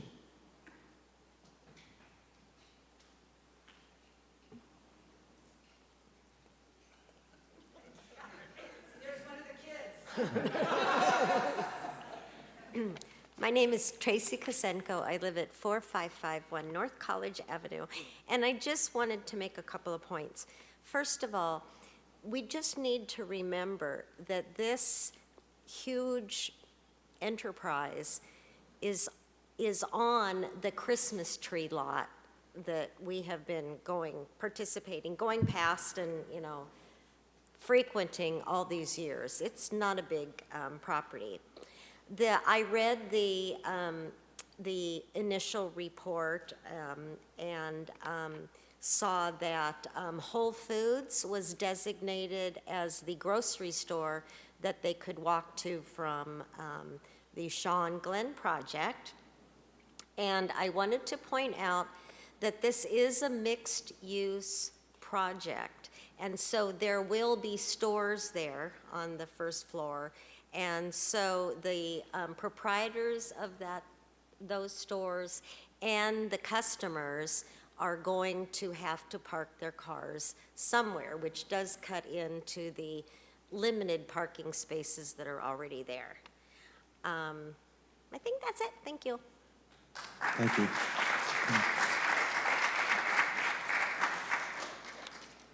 Let's have the next individual speak who is in opposition of the application.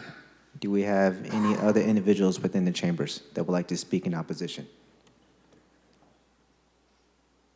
All right, I see none. Janice, do we have any individuals on Zoom that would like to speak in opposition?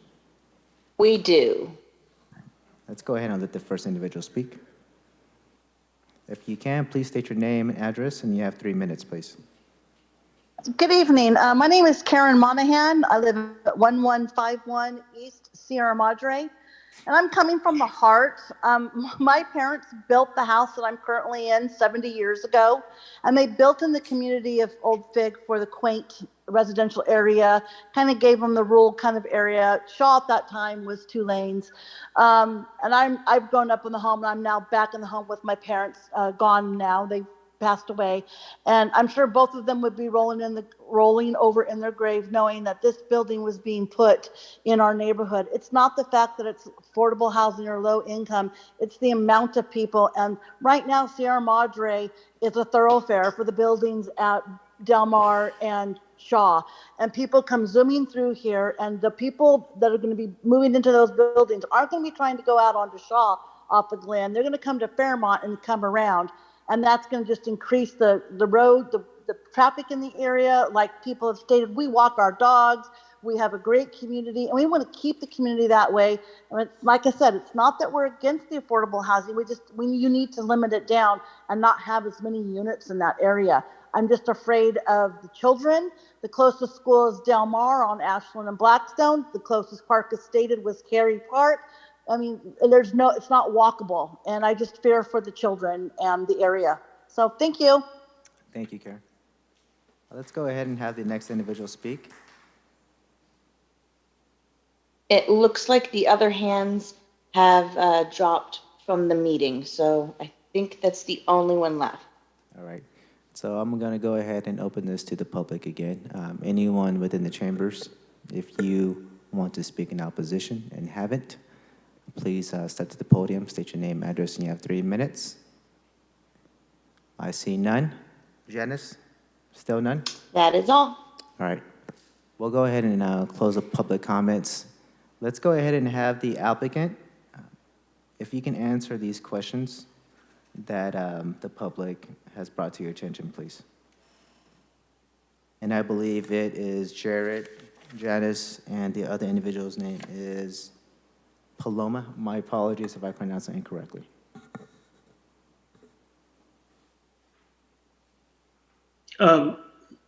Paloma may want to address, I guess, some of the more technical questions related to a density or possibly our project architect if Matt Brown is on the line. But, I'm struggling a little bit here to respond to some of these comments, but the first thing that comes to mind is where the people that we will ultimately house currently live, if they even have homes in which to be housed. We expect a significant portion of the residents to be homeless, and when they occupy those units, they will be formerly homeless. So, I think the difference between the two conditions, the conditions under which they live currently, if they have a place to live, and where they will live once they occupy this building will be drastically different. I'd like to also address Mr. Ping's assertion that we had never provided him with, or the Fig Garden Homeowners Association, with a letter addressing the changes that we had made to the project. I am looking at the letter that was provided to them, which goes into detail on the changes that have been made, where, first bullet point describes that the Glen Avenue section of the building is now four floors, while the Shaw Avenue section remains at 5 floors. The commercial space as originally designed has been removed from the structure and replaced with live-work units. The project still includes a small retail space for community-wide use. We do not have a tenant identified. The total unit count has been lowered to 126 units, which was, after which it was lowered to 123 units. The parking space count has remained at 128 spaces. The underlying zoning only requires 65 spaces, and this is probably the most important one. Exterior amenity space has been increased from 8,290 square feet to 12,525 square feet. Total exterior and interior amenity space has increased from 12,260 square feet to 17,230 square feet. And the last paragraph says, attached is a side-by-side comparison of the original design with the latest iteration. The design changes reflect input culled from community meetings, conversations with adjacent homeowners, and numerous conversations with community partners. I take exception to some of the comments which have painted this light as being deceptive or somehow not being straightforward. That just simply isn't true. And any of the transcripts and facts or anything else related to the project, again, can be found on our project site for this development. And the questions that people have asked, the answers to those questions, even the raw transcripts of them are also available for the commissioners to peruse. So you can see what some of the comments were that are absolutely diametrically opposed to some of the comments that have been made here tonight about their unabashed support for affordable housing. That just isn't true. The focus has been on traffic, it's been on fire safety, and it's been on the children. All that is presupposing a problem or some sort of situation that doesn't exist yet. Nobody's even willing to give a chance to a property like this, which is desperately needed. Let's please be respectful of the speaker. To somehow put a dent in what some estimates are 35,000 units of housing, affordable housing units, that are needed to address that problem. We are trying to make a small dent in that problem, and that's what we're doing, trying to solve a problem that exists in Fresno. If not us, then somebody else will try and do the same thing. But really, the only solution to making a dent in the housing supply that is needed in Fresno, especially affordable housing, is through density. That's just the simple answer of it. It's allowed for by right, by the zoning code, by the state legislations that's been passed to address this stuff. So I don't think that we're doing anything wrong or anything that somebody else wouldn't do when looking at this problem, given the resources that are available to address it. I don't know if Paloma has something she'd like to add to that, or anybody else on the team, but the project's a good project. And I think it's a necessity more so than most people probably realize. Do we have Paloma on the line if she wants to speak? To address Yes, any of these I'm on the questions? line, Commissioner. Both Paloma and Thank Matt you. have been added. All right, thank you, Miss. Can you hear me? Yes. Okay, great. Sorry, Chair. Paloma Perez-McAvoy on behalf of the applicant. Again, just thank you to the Commission for your time and consideration tonight. I know as civic volunteers, I know these nights can get very long. To piggyback on my colleague Jared's comments regarding the revisions that were made to the project, I just want to emphasize that these revisions were not required because the project has been, and continues to be consistent with state and local requirements.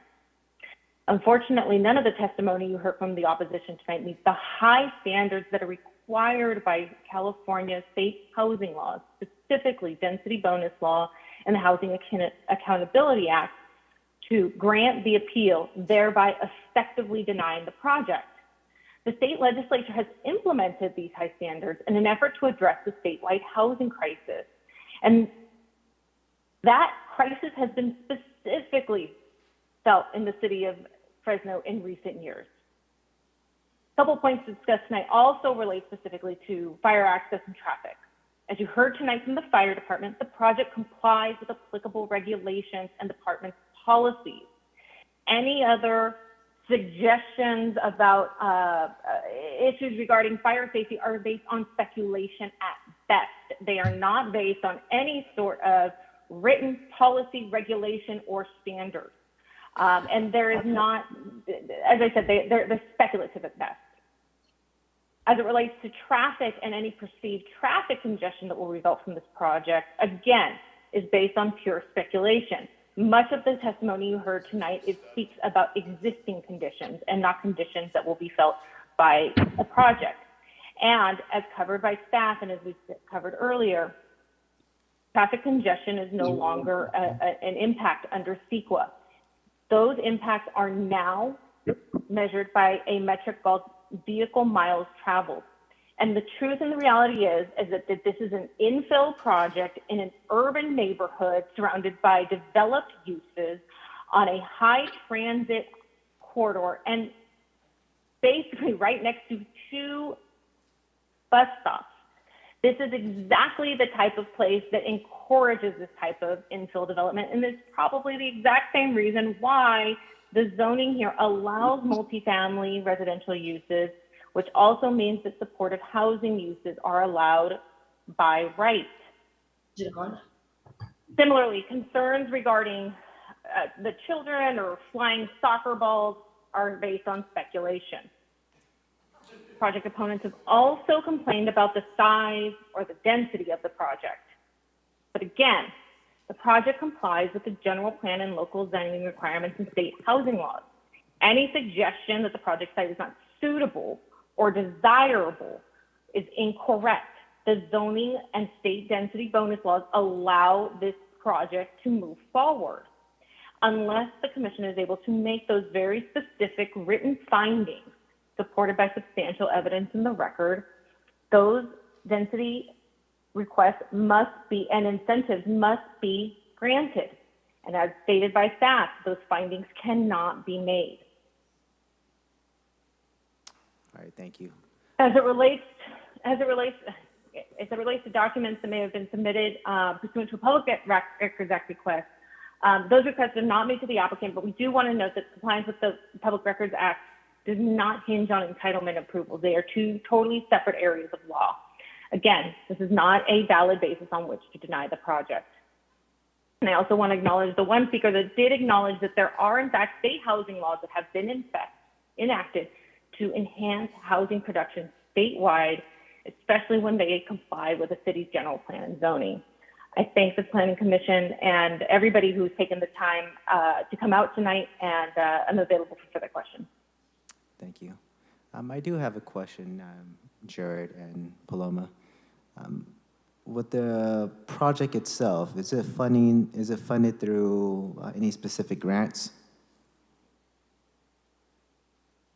I'm sorry, what was the question? Jared, I had a question in regards to funding for the project. Is it through a specific state grant or a federal grant? It is currently in part funded by IIG, which is the Infill Infrastructure Grant Program from HCD, the No Place Like Home program through HCD, and potentially by the MHP program from HCD. Okay. With it, We're not fully funded yet. It's still in progress. Okay. So with that being the case, are you guys sensitive to like specific, or subjected to specific timeframes or timelines? Once the funding is in hand, yeah, there's a specific time frame that we must adhere to, especially given that a portion of this development will be funded through tax-exempt bonds. So once those bonds are awarded, which we hope will be sometime in the spring of 2023, we have approximately, exactly 6 months to close on the deal. So that would be fall of 2023. Right. Do we have questions from the commission? So a question either for the applicant or staff. So I recognize that a traffic study is no longer required under CEQA, and that vehicle miles traveled is the current basis on which to determine transportation impacts on current regs. But has there been, if not an official study, some type of informal assessment of how traffic will be affected?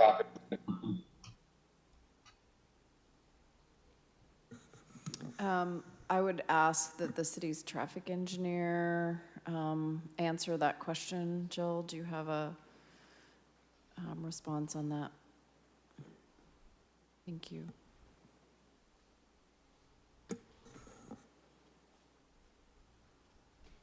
Good evening, Jill Gormley. I'm the Traffic Operations and Planning Manager with the City of Fresno. Even though CEQA has redefined the metrics that define traffic impacts from levels of service and delay to VMT, we still look at the projects in the similar way that we did when level of service and delay was the metric. This project and all projects, we look at how many new trips that they generate. Our general plan defines the trip thresholds that we are looking at for certain areas. This area defines a 200 peak hour trip threshold. This project, based on the Institute of Traffic Engineers IT trip generation manual, which Rob mentioned earlier, will generate 54 peak hour trips. So we did not deem that any more analysis was required. Okay, sorry, could you repeat that? So what's the current case and how much would be added again? So we look at the new trips any project, McDonald's, apartments, homes will generate, and compare it against the threshold for those different zones that are identified in the general plan. The zone that this project is in designates 200 peak hour trips as that threshold before additional analysis is required under CEQA. Not under CEQA, just that's our policy. This project will generate 54 peak hour trips. Thank you. Mm-hmm.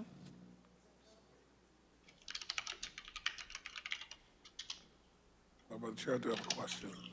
To the applicant, Mr. Kevin Hall said that there was not an open mic, and many of those who are part of the community stated at the last community meeting that the opportunity for response or opportunity for questions was denied. Is that true?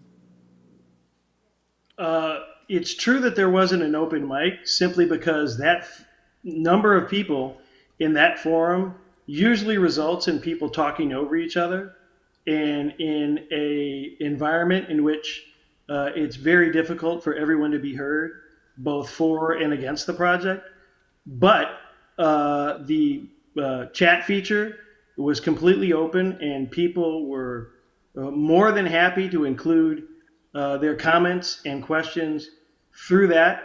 All the transcripts were kept of those, and it was a much more efficient way to intake people's comments and questions related to the project because it allowed us to quickly categorize all those and answer those questions in a relatively short time frame, and also make transcripts and those facts available to anybody who wanted them.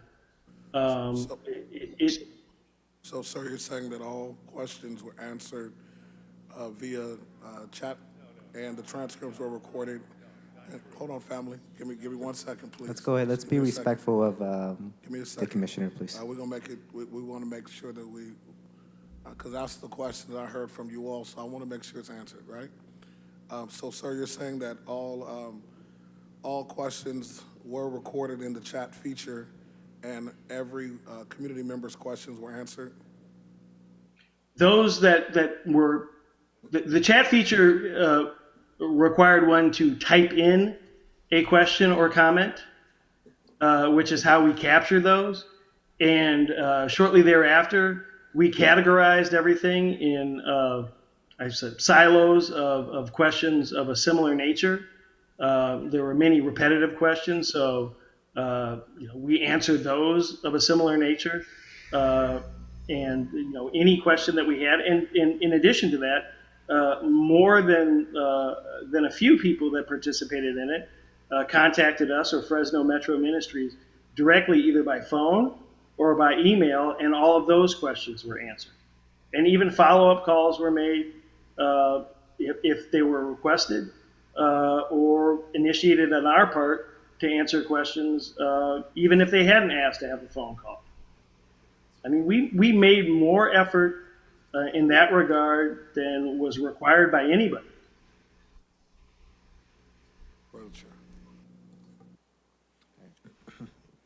Do we have any other questions by the commission?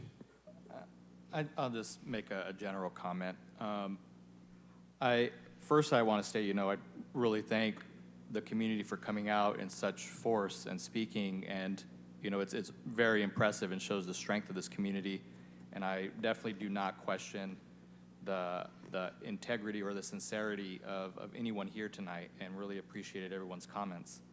I will say I'm very torn because, as we all know, we're smack in the middle of a severe housing crisis, severe across the state, including in Fresno.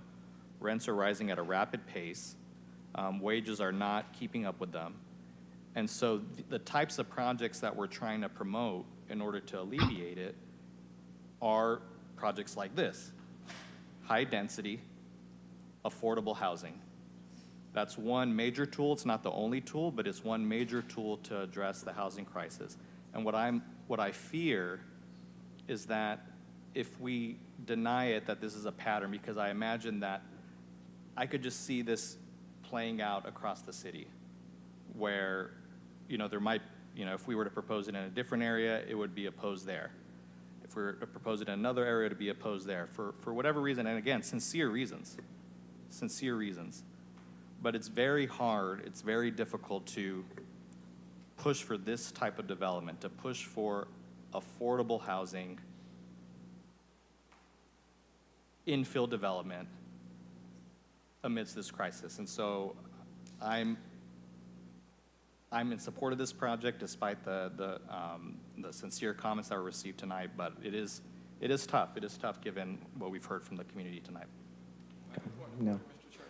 No, my apologies. We already closed public comment. Sir, rebuttal. No, my apologies. We closed public comment already. I know. We're entitled to sir rebuttal. Legal. He offered new information in his rebuttal on 2 points. I'd like to... Public comment has been closed pursuant to the council rules, which are followed by this body. You're at liberty to continue what you're doing. Okay, thank you.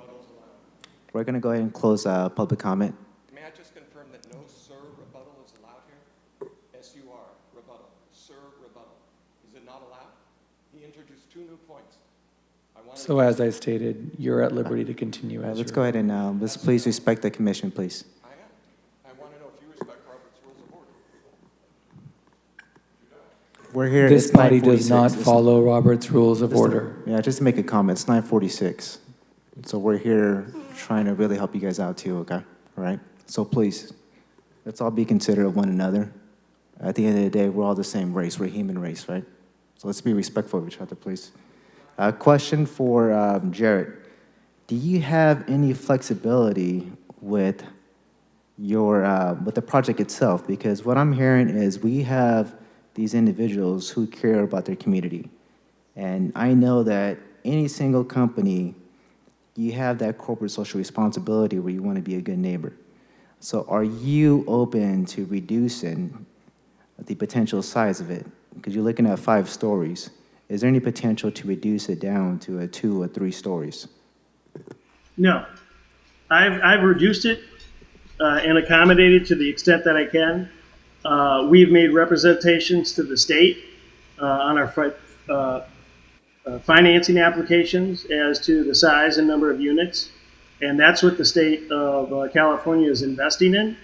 And I'm not going to jeopardize funding for this project, a necessary project, a desperately needed project, to satisfy the concerns of a few people who object to the form and size of a development that I think has an important and essential need for Fresno's housing crisis and California's housing crisis for that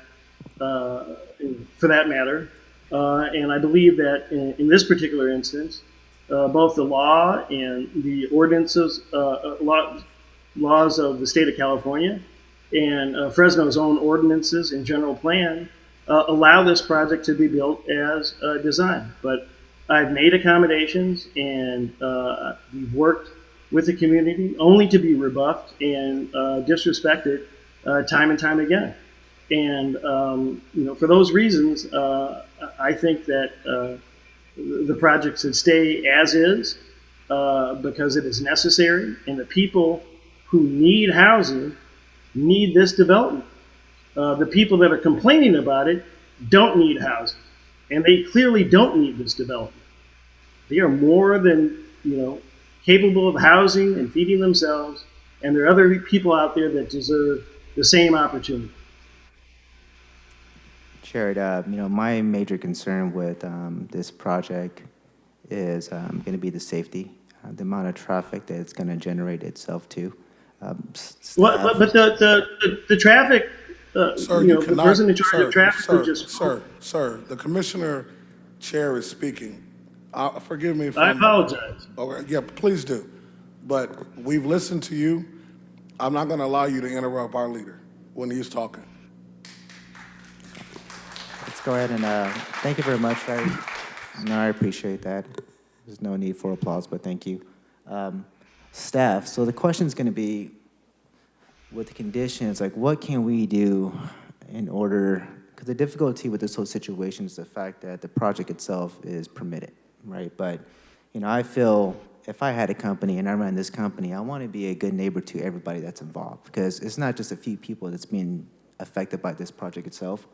There's a decent amount, it's a good amount of people, right? And what can we do as a commission? What kind of conditions can we place on this to try to find a median, or is there any kind of flexibility that we can do at all?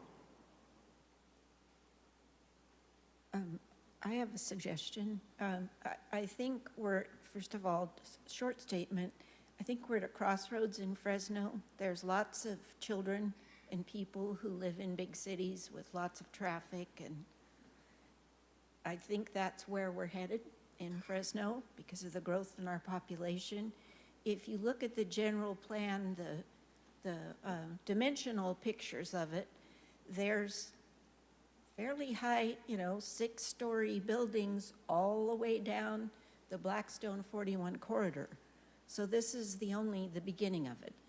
And so I share your concern that we'd be setting a precedent for something that's planned. This is in the general plan. And I'm a country girl, so it bothers me as much as it bothers you. But, we've become a city.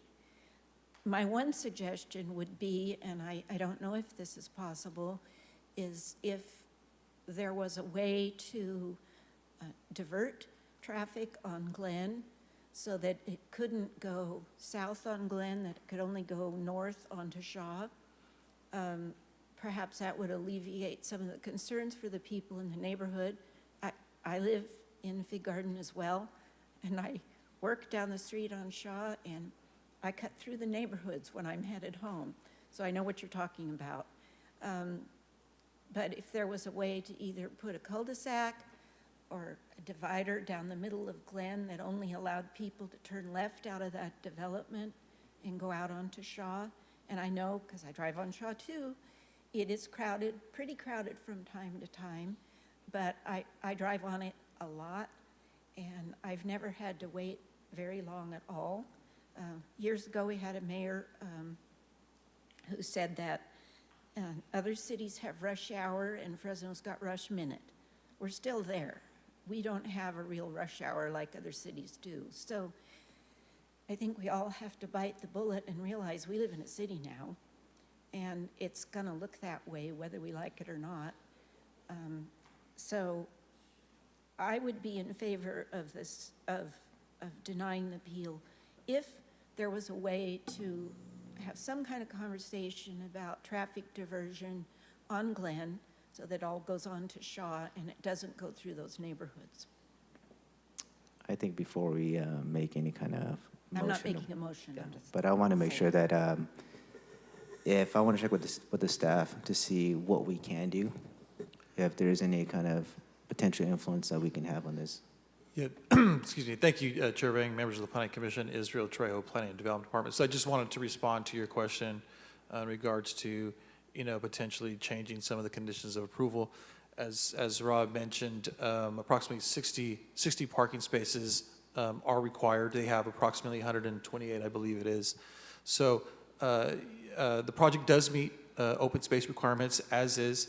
However, due to the project being overparked, there can be some potential for some more open space on the southern boundary of the project. Maybe the applicant would have some additional ideas with providing more open space and maybe some play areas or trees in that south area. There also is a block wall that is required as a buffer between the subject property and the property to the south. Would there be a way to address some of the traffic concerns that Commissioner Bray raised?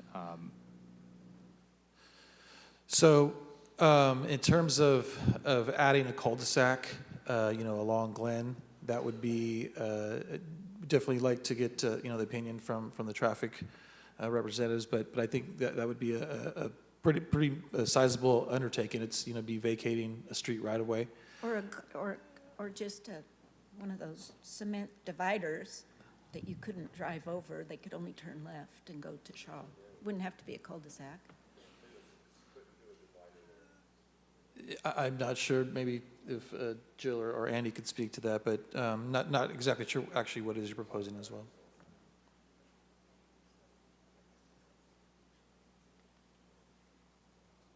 Chair, before we ask the Assistant Director to speak, could we take a vote to extend the meeting? Did you want to extend to 10:15, 10:30? When do you think you're going to have a conclusion of tonight? Because we do have rules of procedure that require us to end at 10 unless you take a vote. Who has kids here? All right, let's go ahead and do I need to make a motion? Yeah, I'll make a motion to extend the meeting to 10:15. Second. All right, that's all in favor, say aye. Aye. All against? All right, motion passes. Good evening, I'm Andrew Bonelli. I'm the city engineer for the city of Fresno Public Works. And you had a question about a cul-de-sac or other traffic calming devices. And we have studied a proposal to have a cul-de-sac on Glen. Really involves two cul-de-sacs kind of back to back. so that southbound traffic couldn't cross over the cul-de-sacs. But the cul-de-sacs are larger than the current right-of-way, so there have to be property acquired for the bulb part of the cul-de-sac. And we don't believe that it would solve the problem because there's existing traffic. You know, there's the Reef Apartments, which are further down on Glen. They have about 58 units. There's also catty corner from that, a 10-unit complex. And then there's the condos. I think there's around 8 condos maybe. So there's quite a bit of traffic already on Glen. So if you put a cul-de-sac on Glen, you're really forcing that existing traffic now to go down the other roads, really throughout the neighborhood. So really, we didn't support the cul-de-sac idea because of the existing traffic. We did hear that, you know, there's a lot of speeding traffic, and it's probably true. We get those complaints all over town. People drive too fast. So, another solution would be some type of traffic calming in the neighborhoods, and that may be needed even if this project's not built. I mean, if there's speeding traffic, things like we're now using speed bumps. I know the county doesn't support speed bumps, but traffic circles or what we call chokers or restrictions that slow the traffic down may be needed, even without this project if we have speeding traffic. Well, I have a plan. So Okay.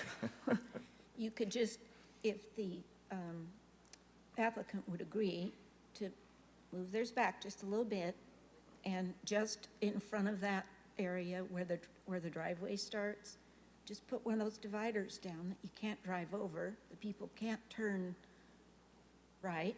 They can only turn left to go onto Shaw, or is that right onto Shaw? Right onto Shaw.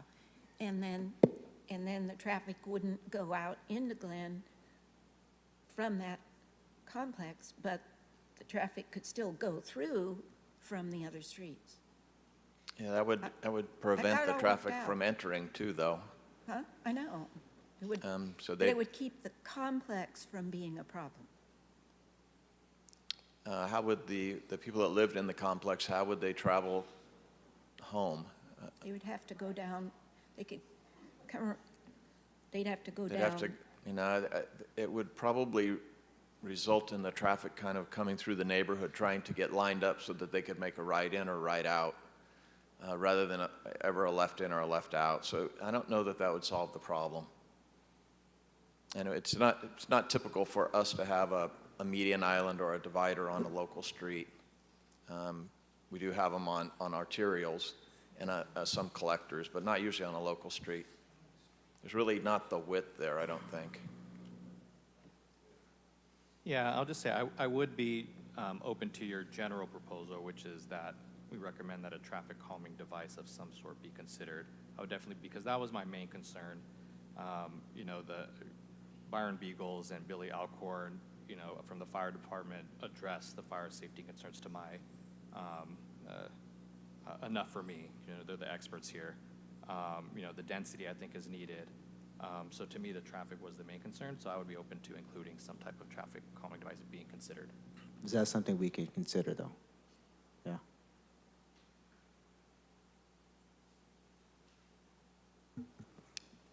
Israel, how would we, in the Public Works conditions of approval, how would that amendment look? Would it be a generic look at the type of calming devices that the Planning Commission could consider, or how would that be approached?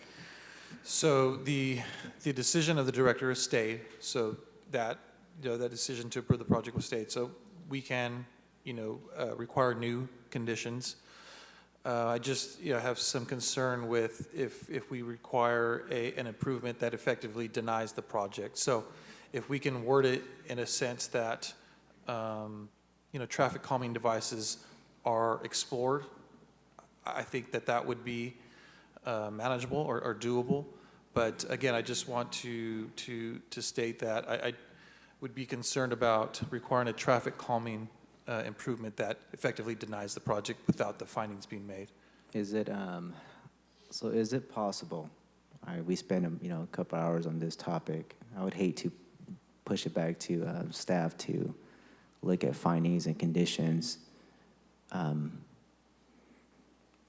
is it possible for us to extend it to the next meeting without public input on the next meeting? Is that a possibility? So the commission can continue its discussion to its next meeting without reopening public comment. It has already closed the public hearing portion. You can consider deliberation. You can continue your deliberation at the next meeting with additional, if you're asking staff to look at and consider traffic calming measures, what could be required, and bring that back to you, we certainly can do that. Yes, I mean, I want to kind of do like a deep dive and see what we can do.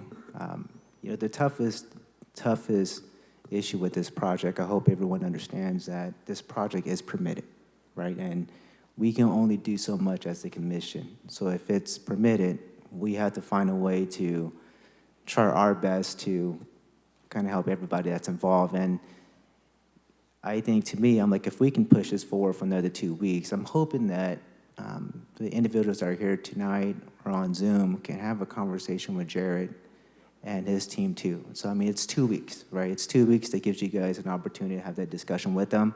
That's going to give us some time to have staff do some research and see what we can do, okay?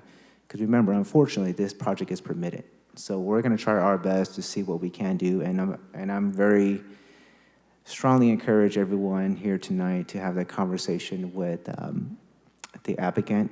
Furthermore, I would like to see if we can produce our fire plan and make that public, the fire plan, just so that way individuals can see and see the fire plan itself too.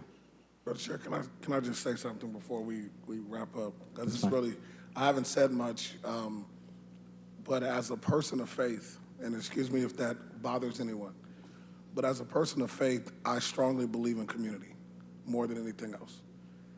I mean, city budgets, finances, we can get anything that we want done in Fresno. But the one thing that we struggle so hard to get done is what our mayor has been pushing for since he started running, which is one city, one Fresno. And tonight, my prayer is that the applicant finds a way to engage himself with community. Because let me explain what community means. Community means you have the same shared ideas, the same common goals that you share together. It means that you fellowship with one another.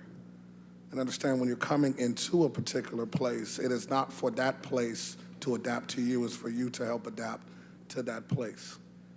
And my prayer is that our attitudes, our dispositions, the way we speak and the way we talk to each other helps build relationship, not tear relationship up.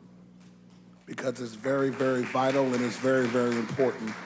We can strike a deal and we can build the most beautiful buildings in the world and we can have the most beautiful neighborhoods, but if we're not together, then it doesn't mean anything. So my prayer is that some of the things we've heard from one of our former leaders, who is still one of our leaders of our county, Mr. Brandow, and his concerns when it comes to traffic, and some of my concerns when it comes to traffic and fire, we really take that in consideration. And within 2 weeks, possibly, the percentage of individuals that are disappointed and are not in full agreement possibly may come over and say, well, possibly there is a way we can work together. Because tonight it doesn't seem like there is an opportunity to work together. And my chair is asking, as our leader, and I'm asking, supporting him, that we find a way to work together for the betterment, not just of this project, but of this city. And if that can happen, then we make this city a better place. And I believe God is pleased. All right, thank you. Sorry, maybe my opinion will change within the next minute here. I'm just a little more skeptical that anything will change within the next 2 weeks because there were a lot of different reasons for opposing the project. To me, it makes sense to, recommend to the city council that. It's not going to go to the city council, though. It won't go to the city council. Oh, No. right, that's right. Yeah. But I agree, though, that changes my opinion then. With it not going to the city council, then I'm fine with Yeah, waiting I the 2 figure, weeks it's and like. having the fire plan. Correct. And the consideration of the potential traffic calming measures. Correct. So I just want to make sure we do our due diligence. I don't want us to make any kind of emotional decision and find if there's any kind of alternative. So I make a motion to continue this this project, revisit this project to a date certain, the 21st. We're going to go ahead and we're going to close all public comment on the 21st. That's going to be more for deliberation. In the meantime, I want to make sure that we go ahead and produce that fire plan, make that public, and at the very same time have staff look into potential conditions that we can go ahead and make revisions to. All right, that's my motion. Second. We got a second. Please take vote. Commissioner Fuentes? Yes. Hold on really quick. Just real quick, so I have 3 items. You're also asking that the applicant meet with the residents as well, is that correct? Yes, Is that please. part of? Okay, so 3 things. More information on the fire plan. Staff meet and discuss potential traffic calming measures. And Jared, the applicant, meet with residents. Yeah, can we make that in person, please? The- Can we mandate that, to make that meeting in person? I don't think you can mandate that, Chair. I don't know that you can mandate that the meeting be in person. You can certainly encourage it. Okay, well, I strongly encourage and strongly suggest that Jared reaches out to the community and have an in-person meeting. Thank you. Okay. So we have a motion on the table by me, second by Commissioner Kreiner. Let's please take vote. Commissioner Fuentes? Yes. Commissioner Bray? Yes. Commissioner Kreiner? Yes. And Chair Vang. Yes, motion passes. All right, we have any reports by Secretary? No, thank you, Chair. All right, awesome. Well, it's 10:07. Thank you, everyone, for being here tonight and spending the evening with us. It's 10:08. We'll go ahead and close and adjourn the meeting.